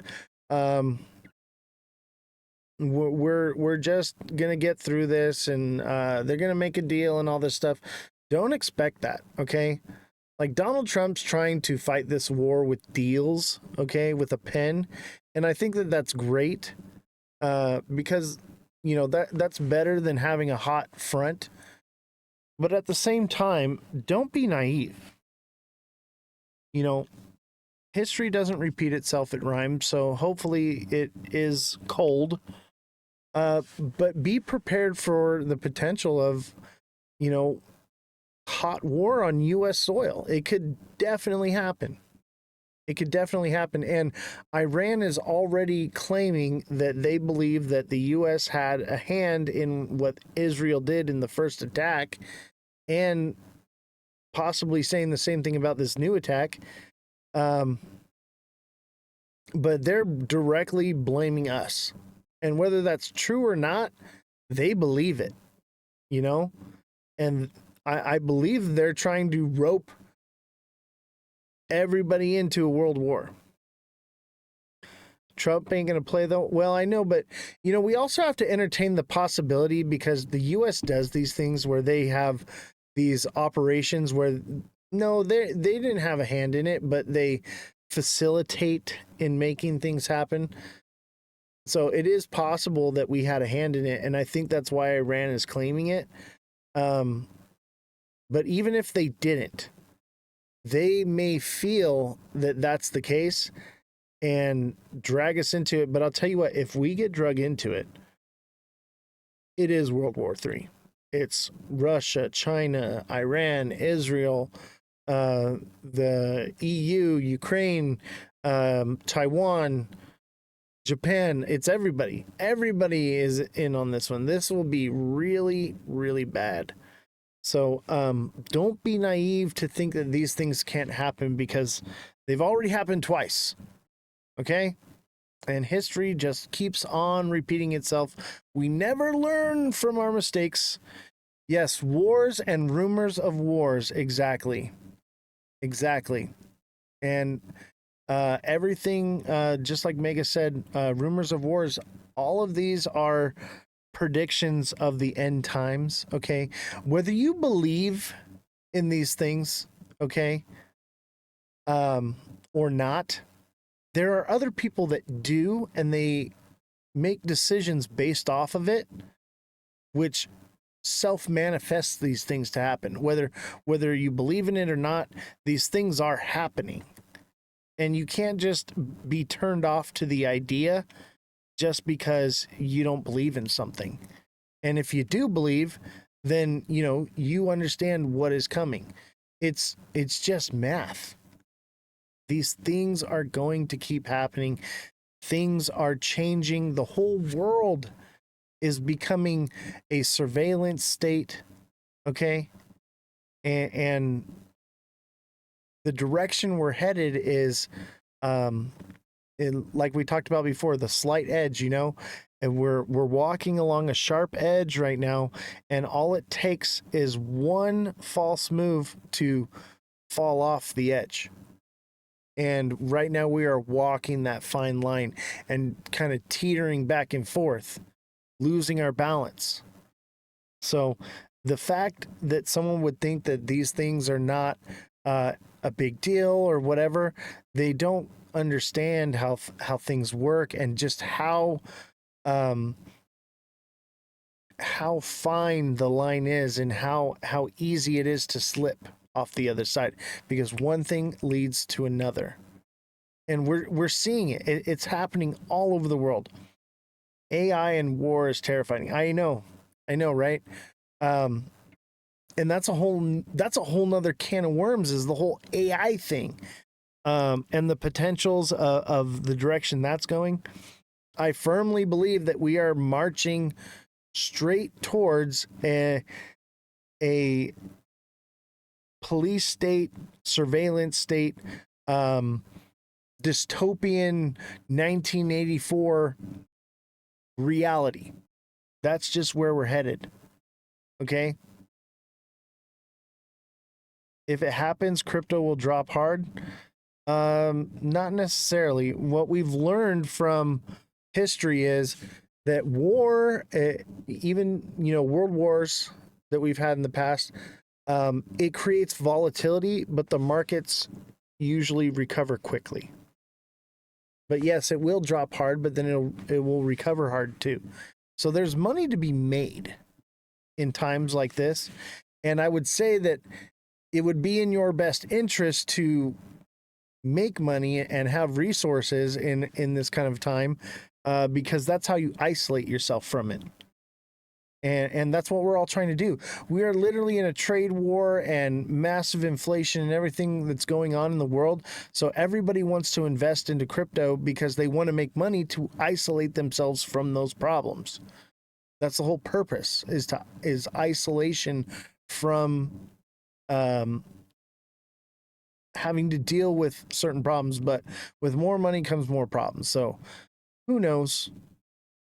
Who knows what's going to happen? But we should, understand that with these things happening all over the world, yes, it is going to create volatility, and it could, crush your dreams of a super cycle or an alt season or whatever it is. We have to be prepared for these possibilities. Is it actually going to happen? We don't know. We don't know. We have to be open to the idea that these are potential and likely. I would say more than just potential, but more likely now with everything going on. Look at the United States is basically the world police, the end all be all, has been for a very long time, right? Well, now we're going into World War, Civil War, and this is a spells for disaster. Okay? And think about it. The United States has been around for 250 years next year. And basically every country turns into an empire and then crumbles after about 250 years. So July 4th, 2026 will be 250 years on the dot. We are at the cusp of it. It is happening right now. And for you to think that could never happen, think again. Because if there is going to be a one world government, if there is going to be all these things that are prophesied, or just what the government wants is total control, if these things are to come to pass, it's going to happen very soon. The end is now. It's happening right now. It's unfolding in front of you. It can definitely be our lifetime. I think it's going to be sooner than our lifetime. It's going to be very soon. It's happening now. It's not going to happen. It's happening right now. It is unfolding. Okay? It's like a letter, okay? All right? The letter has been written, it's been sealed in an envelope, it's had a stamp put on it, it's been mailed to its destination, it's been received, okay? And the letter has been opened. Now we are unfolding the letter, okay? We are unfolding, and it is unfolding in front of us. And once it's unfolded, it will be read, and that's what it will be. Everything is taking place. Buy toilet paper? Yeah, I would say maybe more than that. And we can't talk about these things on TikTok of what to prepare for. But I'll tell you what, maybe we'll do a last little segment on Twitch exclusively.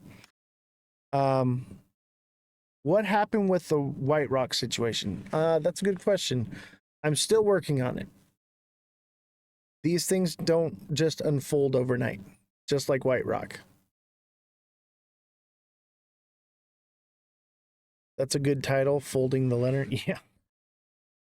So, just like the world unfolding, White Rock, the whole story is still unfolding. And I'm not going to divulge any information until I have all the facts, because the more I'm holding on to the information I found, the more information I'm able to gather.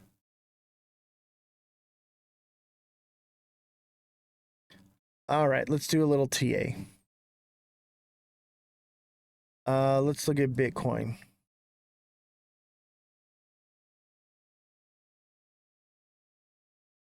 Did I purchase White Rock? No. Honestly, I didn't know anything about it, and I knew a little bit about it, but I didn't really pay it any mind until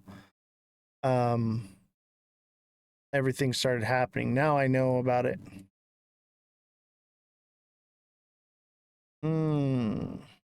These are old. All right, Josh, what are you seeing? Last 5 minutes? Like in the 1 minute time frame or the 5 minute time frame? You talking about this? Right here?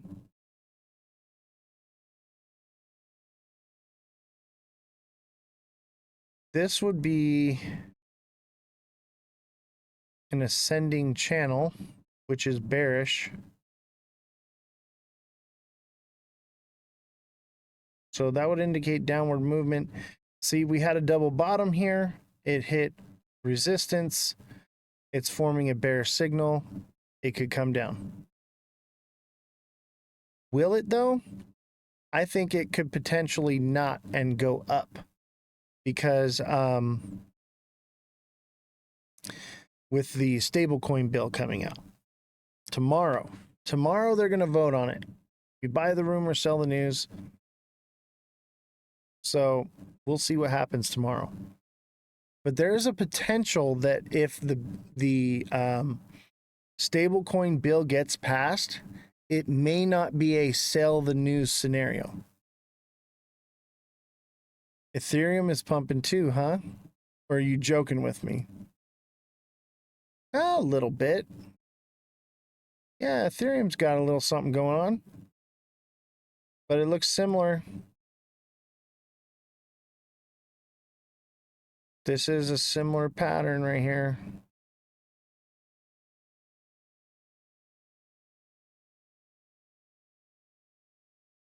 This is like an ascending, broadening wedge. Bearish. But it could go up all the way to the blue line, you know, before it happens. Say, maybe it's more like that. Maybe it's a rising channel. PJ, you got to become a deluxe subscriber, or actually just a subscriber, if you want to yell out a TA, or you got to put it in the chat on Twitch, because we're moving over to Twitch for a Twitch exclusive here. I am just Z-becked out. Have I spoken about SXT yet? Yeah. So here's the thing. Oh, Henry. I was wondering. Oh, Henry wants me to look at CTF and FLR. Sorry about that, Henry. I got distracted. My bad. Let's look at those for Henry real quick. CTF and FLR.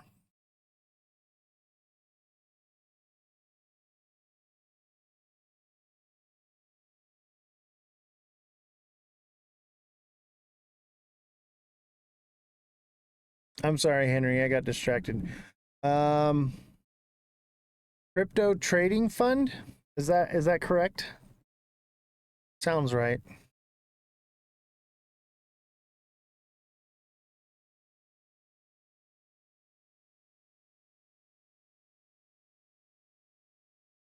Does that look like the right one to you? That. Is this the right one, Henry? All right.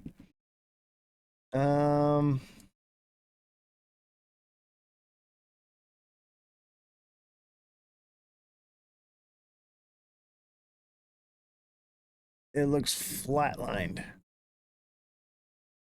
But I'll tell you what, this right here is a bullish signal.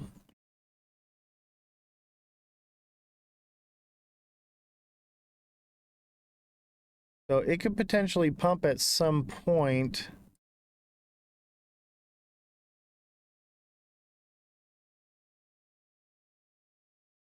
That would take it up to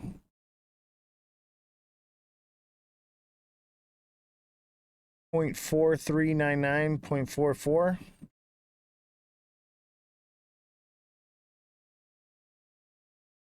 But in the 1 day, look at that completely flat line of support right there, and then just find it is the most bearish indication ever. When it's just flat like that, it's trying to break down.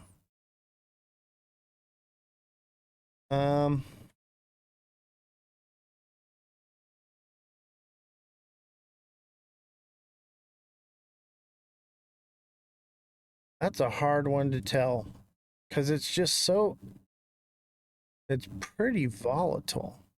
That's a cool looking chart though. How long has it been out? September. That's why. If it pumps up again, it's only going to go, the absolute top on this thing is like 49.50. Or it's going to meet heavy resistance. Look, it tried to before and it just got denied, but it looks like it's gearing up for a retest. So I would say that it seems like this one's ready for a reversal. It's been trending down for a very long time, and it just got a hard dump, and it looks like it might be moving into reversal. 100K likes, let's go.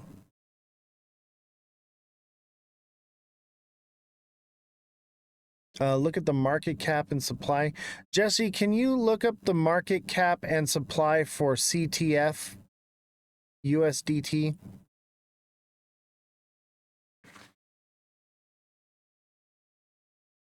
Today was pretty cool. We had a lot of guests come on today. That was nice. I like having people on the show. It's not really something we do a lot, but when we do, I really enjoy hearing other people's perspectives and talking about different topics. Yes, I got you on SXT Mother Dragons.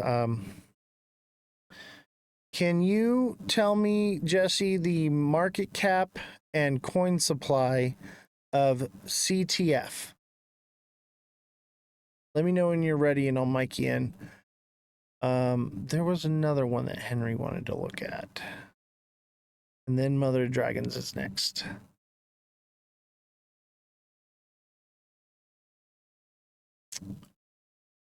What was it?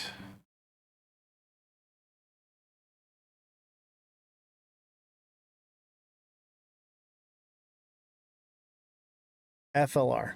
Thank you, Henry. I was looking for it in the chat. I could not find it. All right, I'm going to mic you in now. Go ahead, Jesse. Okay, the current market capitalization of crypto trading fund is approximately 1.85 million USD.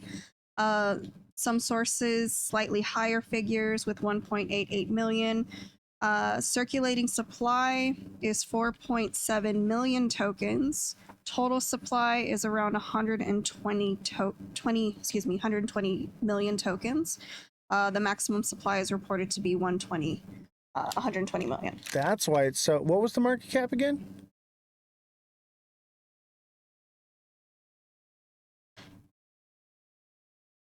The market cap, what do you mean? Like it's 1.88 million.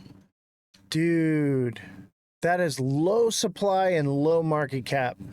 Good eye, Henry. Thank you, Jesse. Dude, that's why it's so volatile. Yeah. I'm going to look into that. I might buy some of that.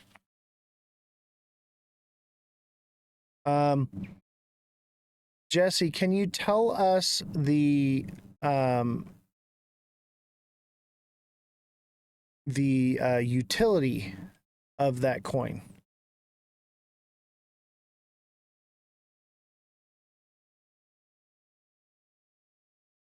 Let me know when you're ready. I'll mic you in.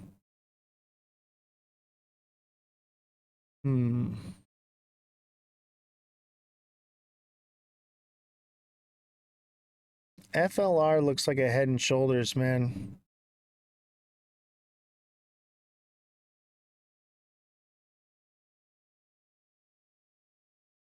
All right. Go ahead, Jesse. A tool specifically designed to assist in solving cryptography challenges within the Capture the Flag competitions is called CTF. It is a Python-based utility that focuses on breaking cryptographic text often found in CTF challenges. It aims to simplify the process of solving these challenges by automating the process of trying various known cipher decoding methods, even for ciphers without explicit keys. That's actually pretty cool. Yeah, that is pretty cool. Good eye, Henry. So if this is a Head and Shoulders, I'd say it could potentially come down to a penny and a half. Oh, this isn't it?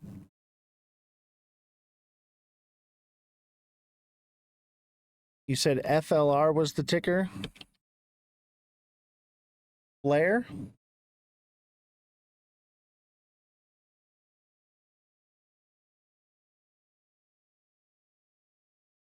Oh, crypto trading coin fund. Yeah. I got that one. I'm looking up the other one for you, Flare. You wanted Flare too, right?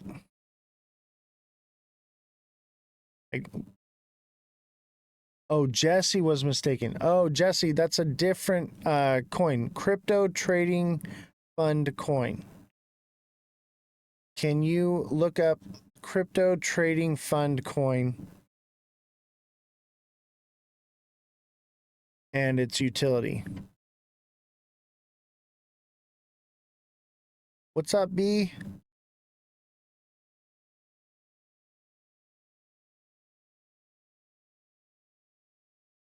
Let me know when you're ready, Jesse. So, Henry, did you see Flare? Flare looks like it's coming down. I'd say that this is a Head and Shoulders. It's a bit wonky. However, it's this descending channel, this little one right here. It could potentially pump and break. It's a little out of structure. Hey B, how you doing? Did you guys see we made the donation to the Save a Warrior Foundation? So we raised another $75 last month. And we were able to do it without paying any fees. So 100% of the donations went to the Save a Warrior Foundation. And that's why you want to give to the show. Because if you give, you're helping support the show, but you're also helping support these charities that we pick out. And because we're locked in with Save a Warrior now, we're not paying any processing fees. And if you were to give individually, you would have to pay these processing fees. So this is awesome. I'm really excited. That's 2 months in a row we raised $75. And it makes me happy because I feel like we're actually doing something here. We're making a difference. We can talk crypto all we want, but helping the community, helping others, that's what it's all about. Henry, thank you for, oh wow, there's a whole bunch. Henry, thank you for the goat. Revolution, thank you for the hey there. PJ, thank you for the rose. PJ, thank you for the heart me. Marco, thank you for the heart me. TikTok seller, thank you for the rose. Henry, thank you for the 10 goats. Rihanna, thank you for the rose. And B, thank you for the 7 roses. Appreciate it.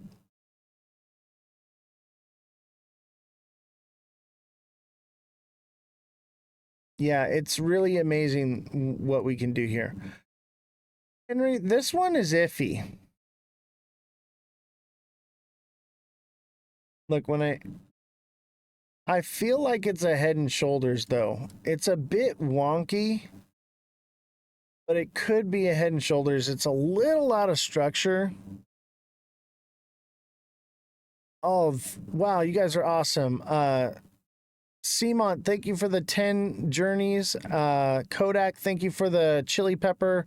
Seamont, thank you for the 5 journeys. Rihanna, thank you for the journey. And Kodak, thank you for the puff heart. Appreciate you. Let's see here.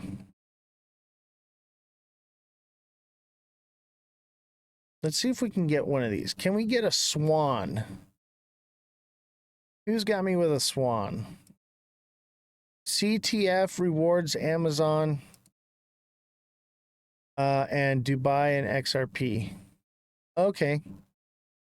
Sorry, man. I don't know if Jesse heard me, but thank you for clarifying that. Jesse, can we get a fact check, please, on CTF? Does CTF facilitate with rewards for Amazon and Dubai and XRP?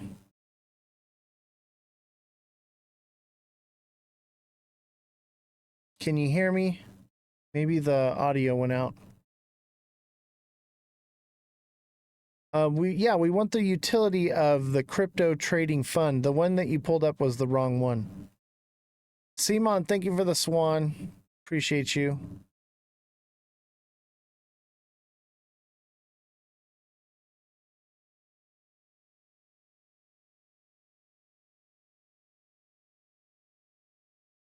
Oh, you're answering in the chat? You don't want to just say it over the mic so everyone can see? Hey, Oz, CTF is built on the XRPL. Really? I heard a crypto trading fund before, and I think I already knew that. Okay, go ahead, Jesse. Sorry, I was doing TA and the chat's flying right now. Go ahead. Okay.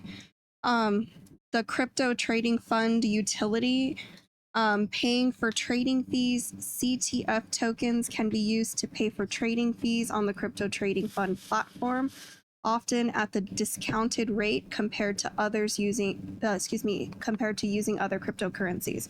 Accessing premium features, holding CTF tokens can grant users access to premium trading features, advanced analytics tools, and potentially other benefits within the ecosystem. Enabling algorithmic trading. The CTF token is integrated with the Crypto Hopper automated trading platform, allowing users to participate in automatic trading across various exchanges without needing advanced coding knowledge. And you can stake it. Oh, yeah. You can stake it. Let me tell you right now, anything that can be staked is good. All right. Yeah, I'll do syrup in a minute. I got to do Mother Dragons. I'm thinking 1.5 cents on Flare.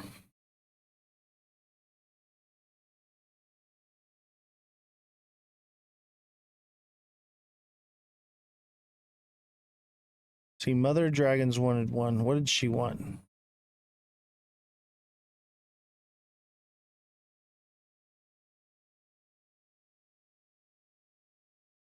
Where is it at?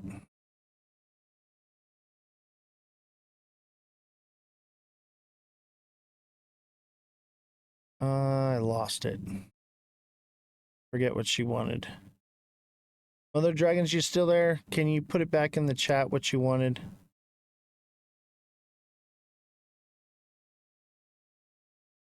Oh, SXT.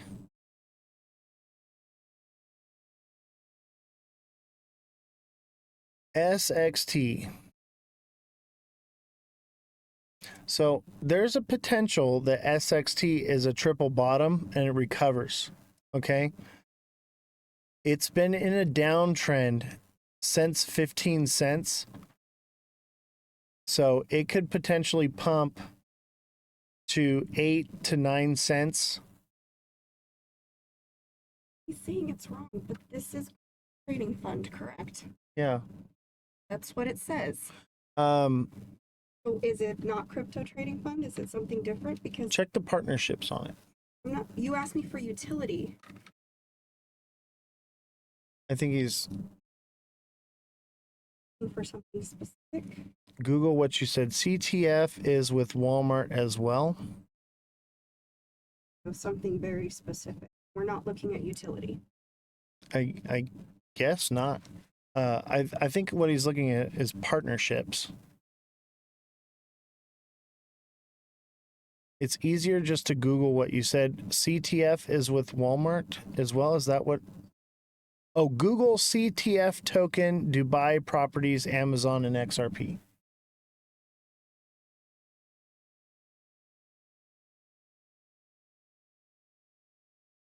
So, yeah.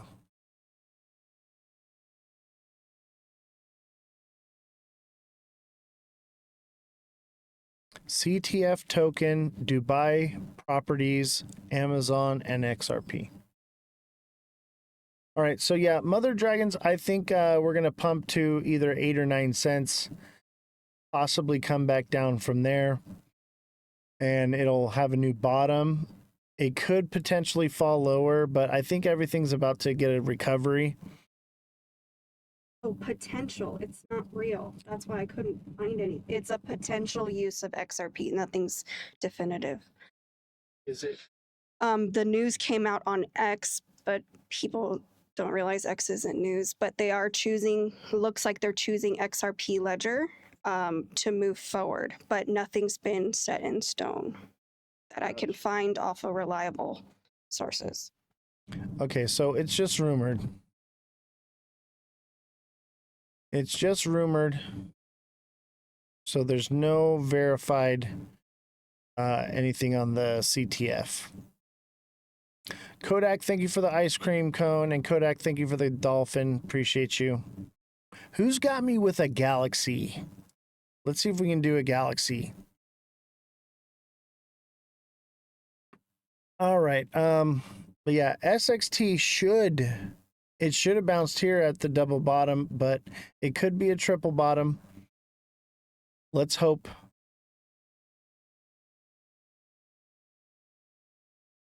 All right, someone else had one. Syrup.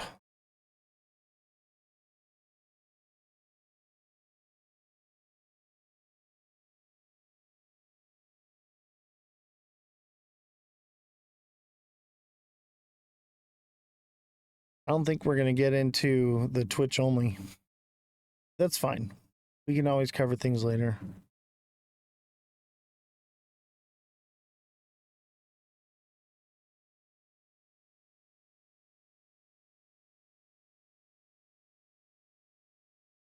Syrup.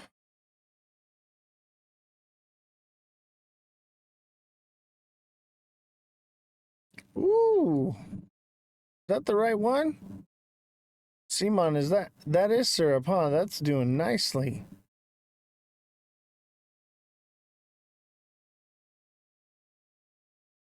I would say that right now it's at that 5-4 5.5 level. Okay. You're definitely going to want to take some profits there. Because that's a psychological zone. 5.5, 4.4, 3.3. All those are psychological zones. 007. Those are all psychological zones. Let's go into a lower time frame though and see if it's about to pump first.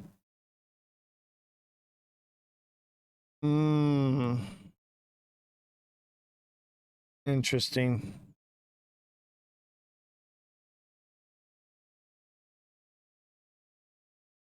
It could be forming a diamond top right now.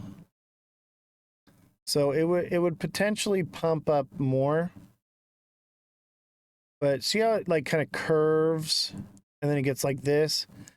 It could potentially pump up here, but I would say that this is turning into a diamond top.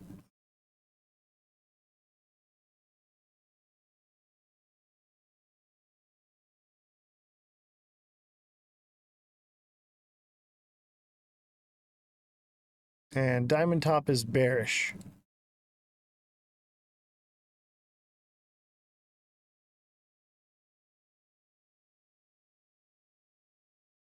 Obviously, we don't have enough to know, but I would say that that's a diamond top. That would take it down to 50 cents, maybe 49, and it could potentially go lower, or it recovers from there and continues to pump. We just got to wait. But it looks like it's got more in the tank. I think 0.5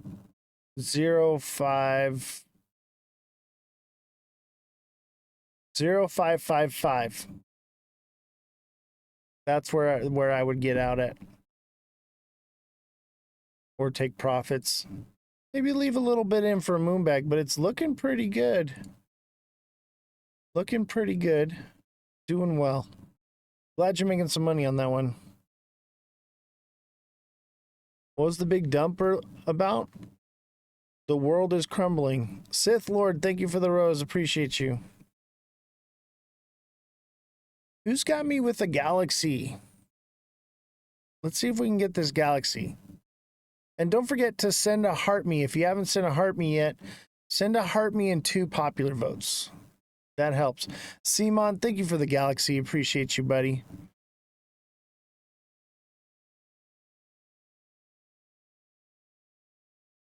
Let's do a heart me.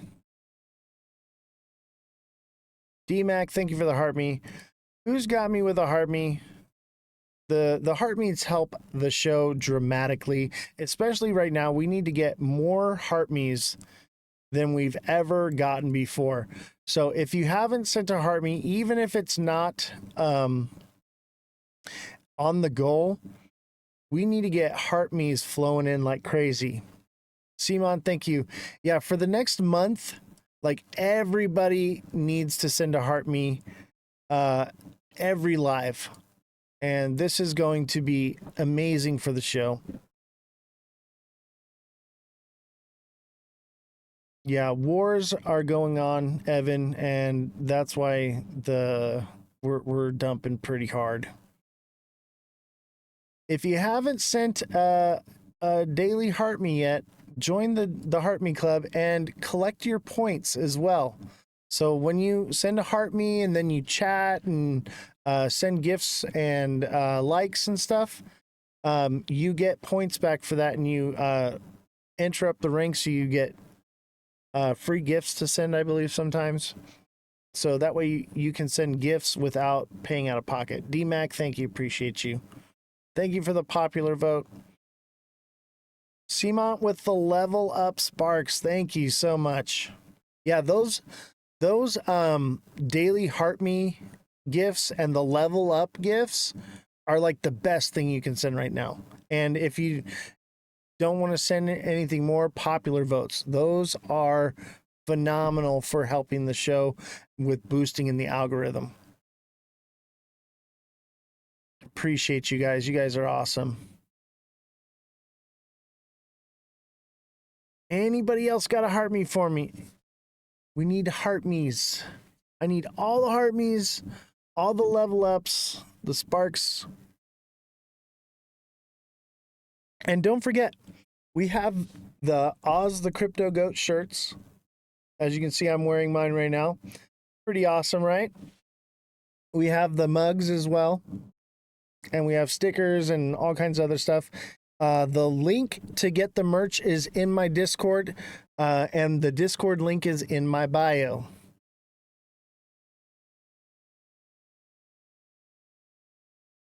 They reset in 10 minutes for the East Coast. Oh, nice. TikTok's getting banned in 3 days. I don't know. My agent says that it's not happening. So we'll see. But that could... Nothing's confirmed. Nothing is confirmed. Hopefully I can get my stream keys before it happens, because then I can still go live. I can just use a proxy server or something. We'll see what happens.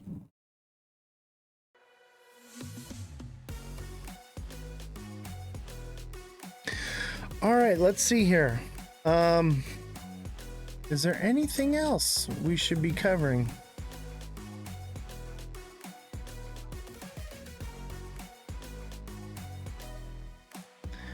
And here are our shirts and merchandise right here, guys. So you can get the mugs, you can get the shirt like I'm wearing. And let me tell you, your coffee just tastes better with the goat on it. I'm telling you, the best cup of coffee you're ever gonna have. Get yourself one. And the stickers, this is my favorite sticker right here. I love this one. Yeah, I know it has nothing to do with the crypto goat, but I think it's great. And so we put it on a sticker.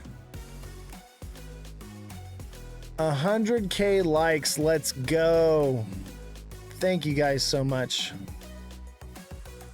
And you know what? We're probably going to run over a little bit on the live because I paid for 4 hours of promotion, but I think I did it a little bit late. So I think we have a little bit more time for promotion.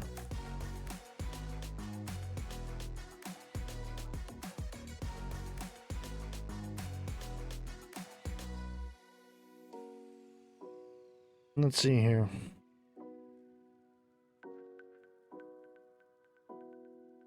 Oh, it was completed. All right. We had good viewership today too. And you know what? The promotion paid for itself because we got new subscribers. So that ended up working out.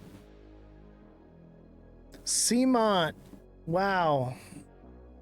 Francesca, thank you for the heart me. Francesca, thank you for the 3 popular votes. And Seamont, thank you for the 50 popular votes. Appreciate you.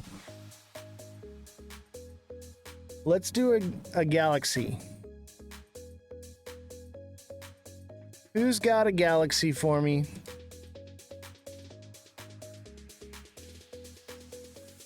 Yeah, Beer Gator, right? You sent one already? Yeah, dude, if you already sent one, chill. There's plenty of other people that can help out, man. You don't feel obligated like you have to do everything, okay?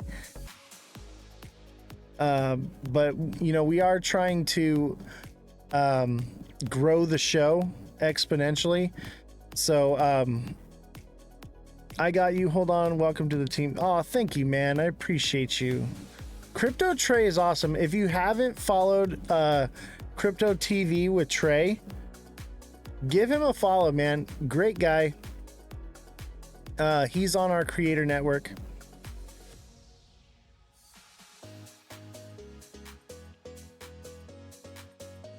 Don't worry about that. I didn't mean it like that. No worries, man.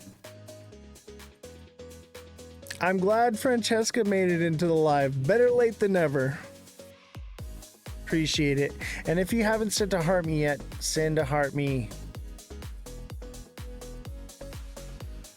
Let's see here.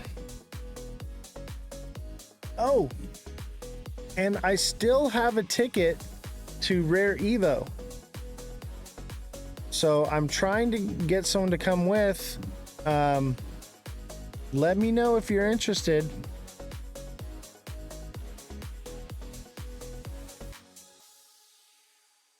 And don't forget, we're live Monday through Friday, 5 to 9 p.m. Pacific Standard Time.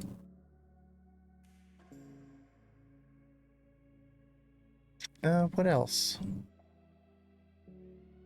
I think that's it. And check this out. So make sure you send your daily heart me's every live. We're in the top lead boards right now. And the daily heart me's are the best way to support the show, followed by 2 popular votes. This helps the show exponentially in getting in the FYP. Sorry I'm late, Oz. Justin prepared me for anything, dinner and dessert, followed by wine and a movie. Oh, that's great. Don't worry about it. You don't have to be here every time. I'm just giving you a hard time. What's the deal about Trump filing for what?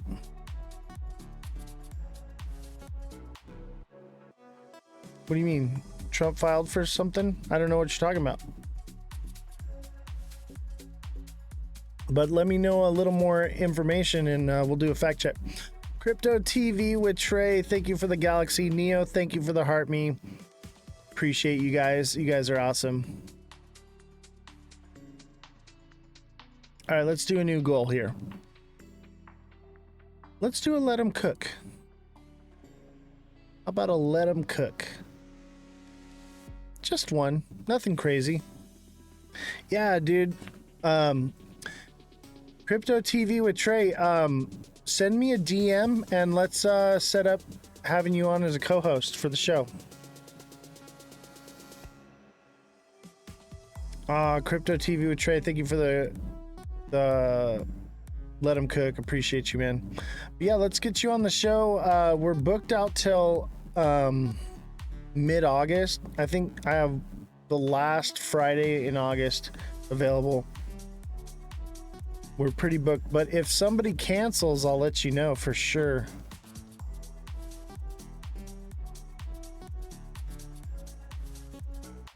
All right, we got a helmet. Let's see if we can do the helmet. I know Crypto TV with Trey likes the helmets. Yeah, make sure you guys go and follow Crypto TV with Trey and send him a helmet, man. He's all into like racing and stuff. He likes getting the helmets.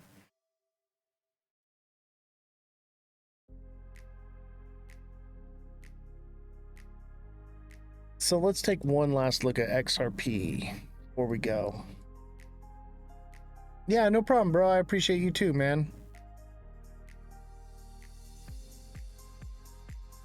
Let's look at a lower time frame on XRP.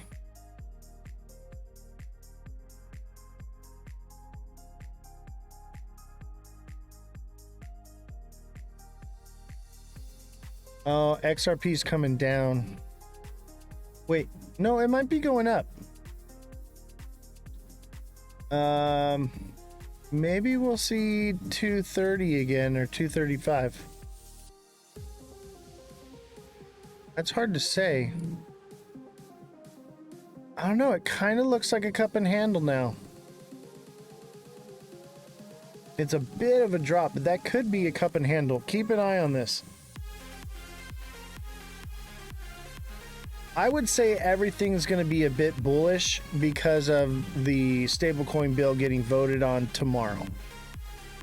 And if it doesn't get passed, expect bad things in the market. But if it does get passed, I think this is one instance that might not be a buy the rumor, sell the news.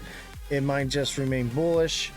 But also the moon cycle. That's the day the planets align with the moon. Whether you believe it or not, some people do. And if people believe it to be true, it makes it real. Just in, U.S. Trump media SEC registration for Bitcoin Treasury is officially effective. Interesting. Yeah, but are they accumulating any? Jesse, can you do a fact check on that? Trump's media's SEC regulation for Bitcoin treasury is officially effective. And is it just the same thing we already knew, the Bitcoin reserve? And are they accumulating, or are they just have a reserve? Let me know when you're ready, Jesse.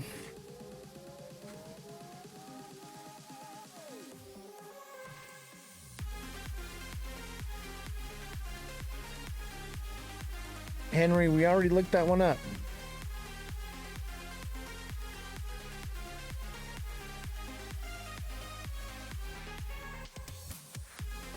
Okay. Let me get Jesse to look this one thing up, and then we'll do it one more time. Because it is 9 o'clock. I'll tell you what, Henry.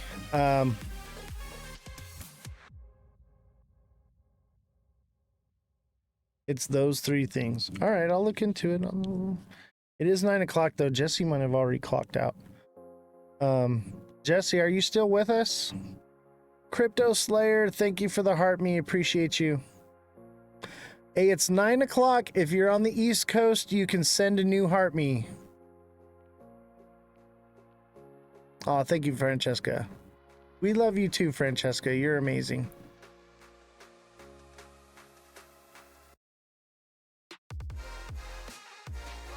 Yeah, the Bitcoin one, there's a lot to read through. All right, I'll bring you on.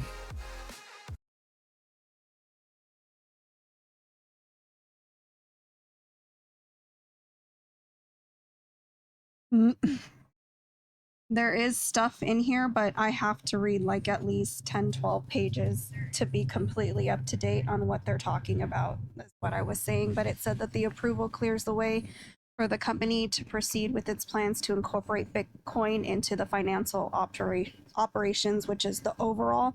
But there's a lot to read into about it. All right, we'll cover that story tomorrow.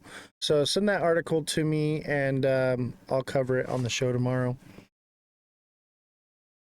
Can you look up for Henry real quick?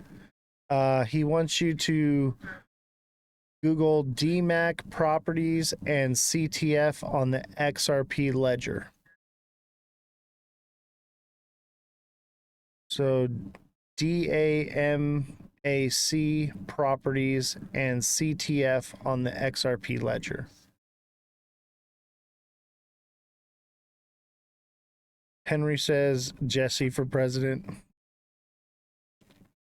TikTok seller, thank you for the heart me. And TikTok seller, thank you for the 2 popular votes. Appreciate you.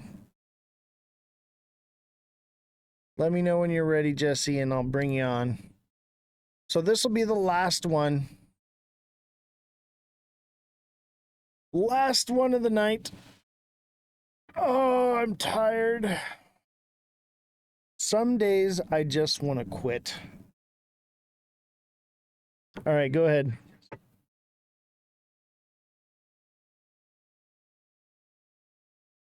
Okay, so the project that he's talking about, the properties, a prominent luxury real estate developer in Dubai has partnered with crypto trading fund to leverage the XRP ledger for real estate related transactions and rewards, which means they're going to be going through the XRP ledger. I finally found it. Awesome. What's up, Jay? It'll start on the 23rd of June.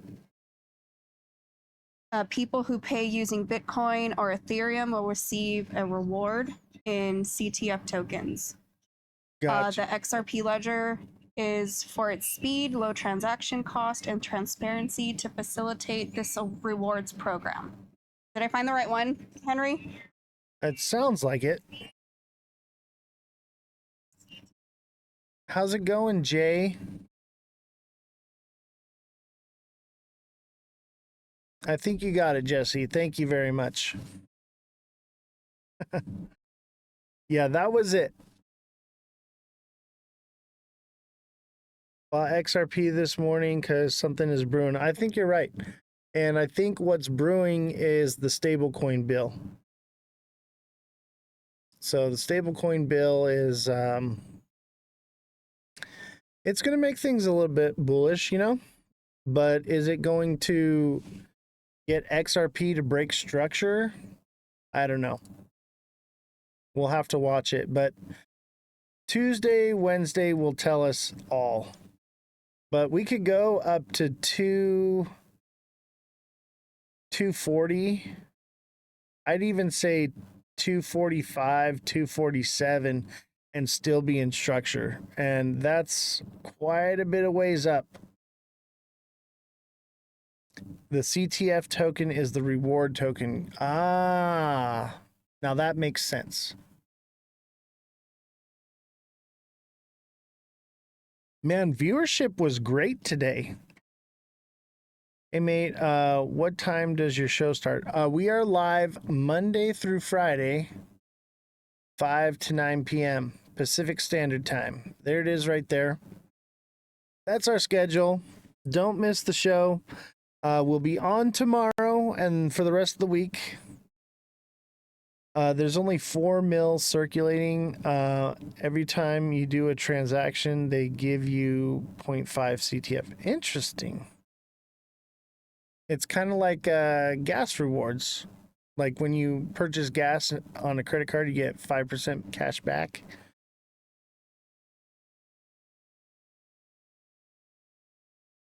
So Monday through Friday, 5 to 9 p.m. Pacific Standard Time, we are here.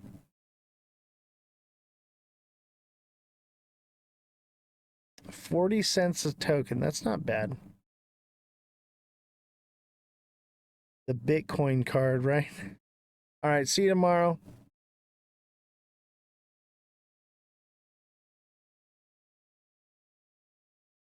All right, everyone, have a good night. I will see you later.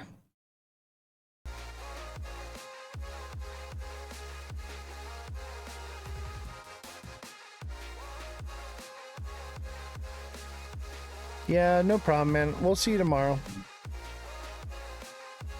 Oh, Seamont with the helmet. And TikTok seller with the 21 roses. Thank you, guys. Sorry, I'm really tired. I haven't slept in a couple of days. So I'm really just burnt out. That's why I was saying like, oh, I'm going to quit. First of all, I will never quit. Okay. Never. But yeah, I'm just super tired. I have not slept in days. And I'll tell you what, I could fall asleep in this chair right now. Okay. And I would sleep. But as soon as I get up and I walk and I go and I get in bed, as soon as I get in bed, can't sleep no more. Done. Yeah. Francesca be doing the sleep lives though. I'm gonna go live. I'm gonna do a sleep live.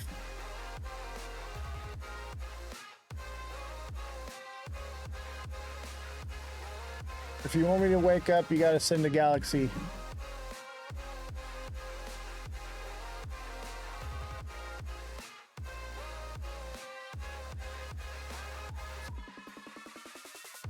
All right, I'm ready to go for tomorrow.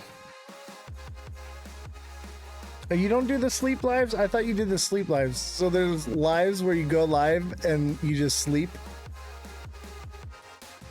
I thought that was you. Maybe I got you mixed up with someone else.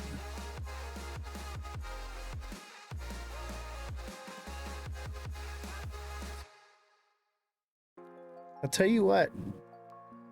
Paying for the promotion for the live was actually worth it. Because we got 10 subscribers at $10 a piece. So that's $100, but I only get half of that. So that's $50, but I paid $50 for promotion.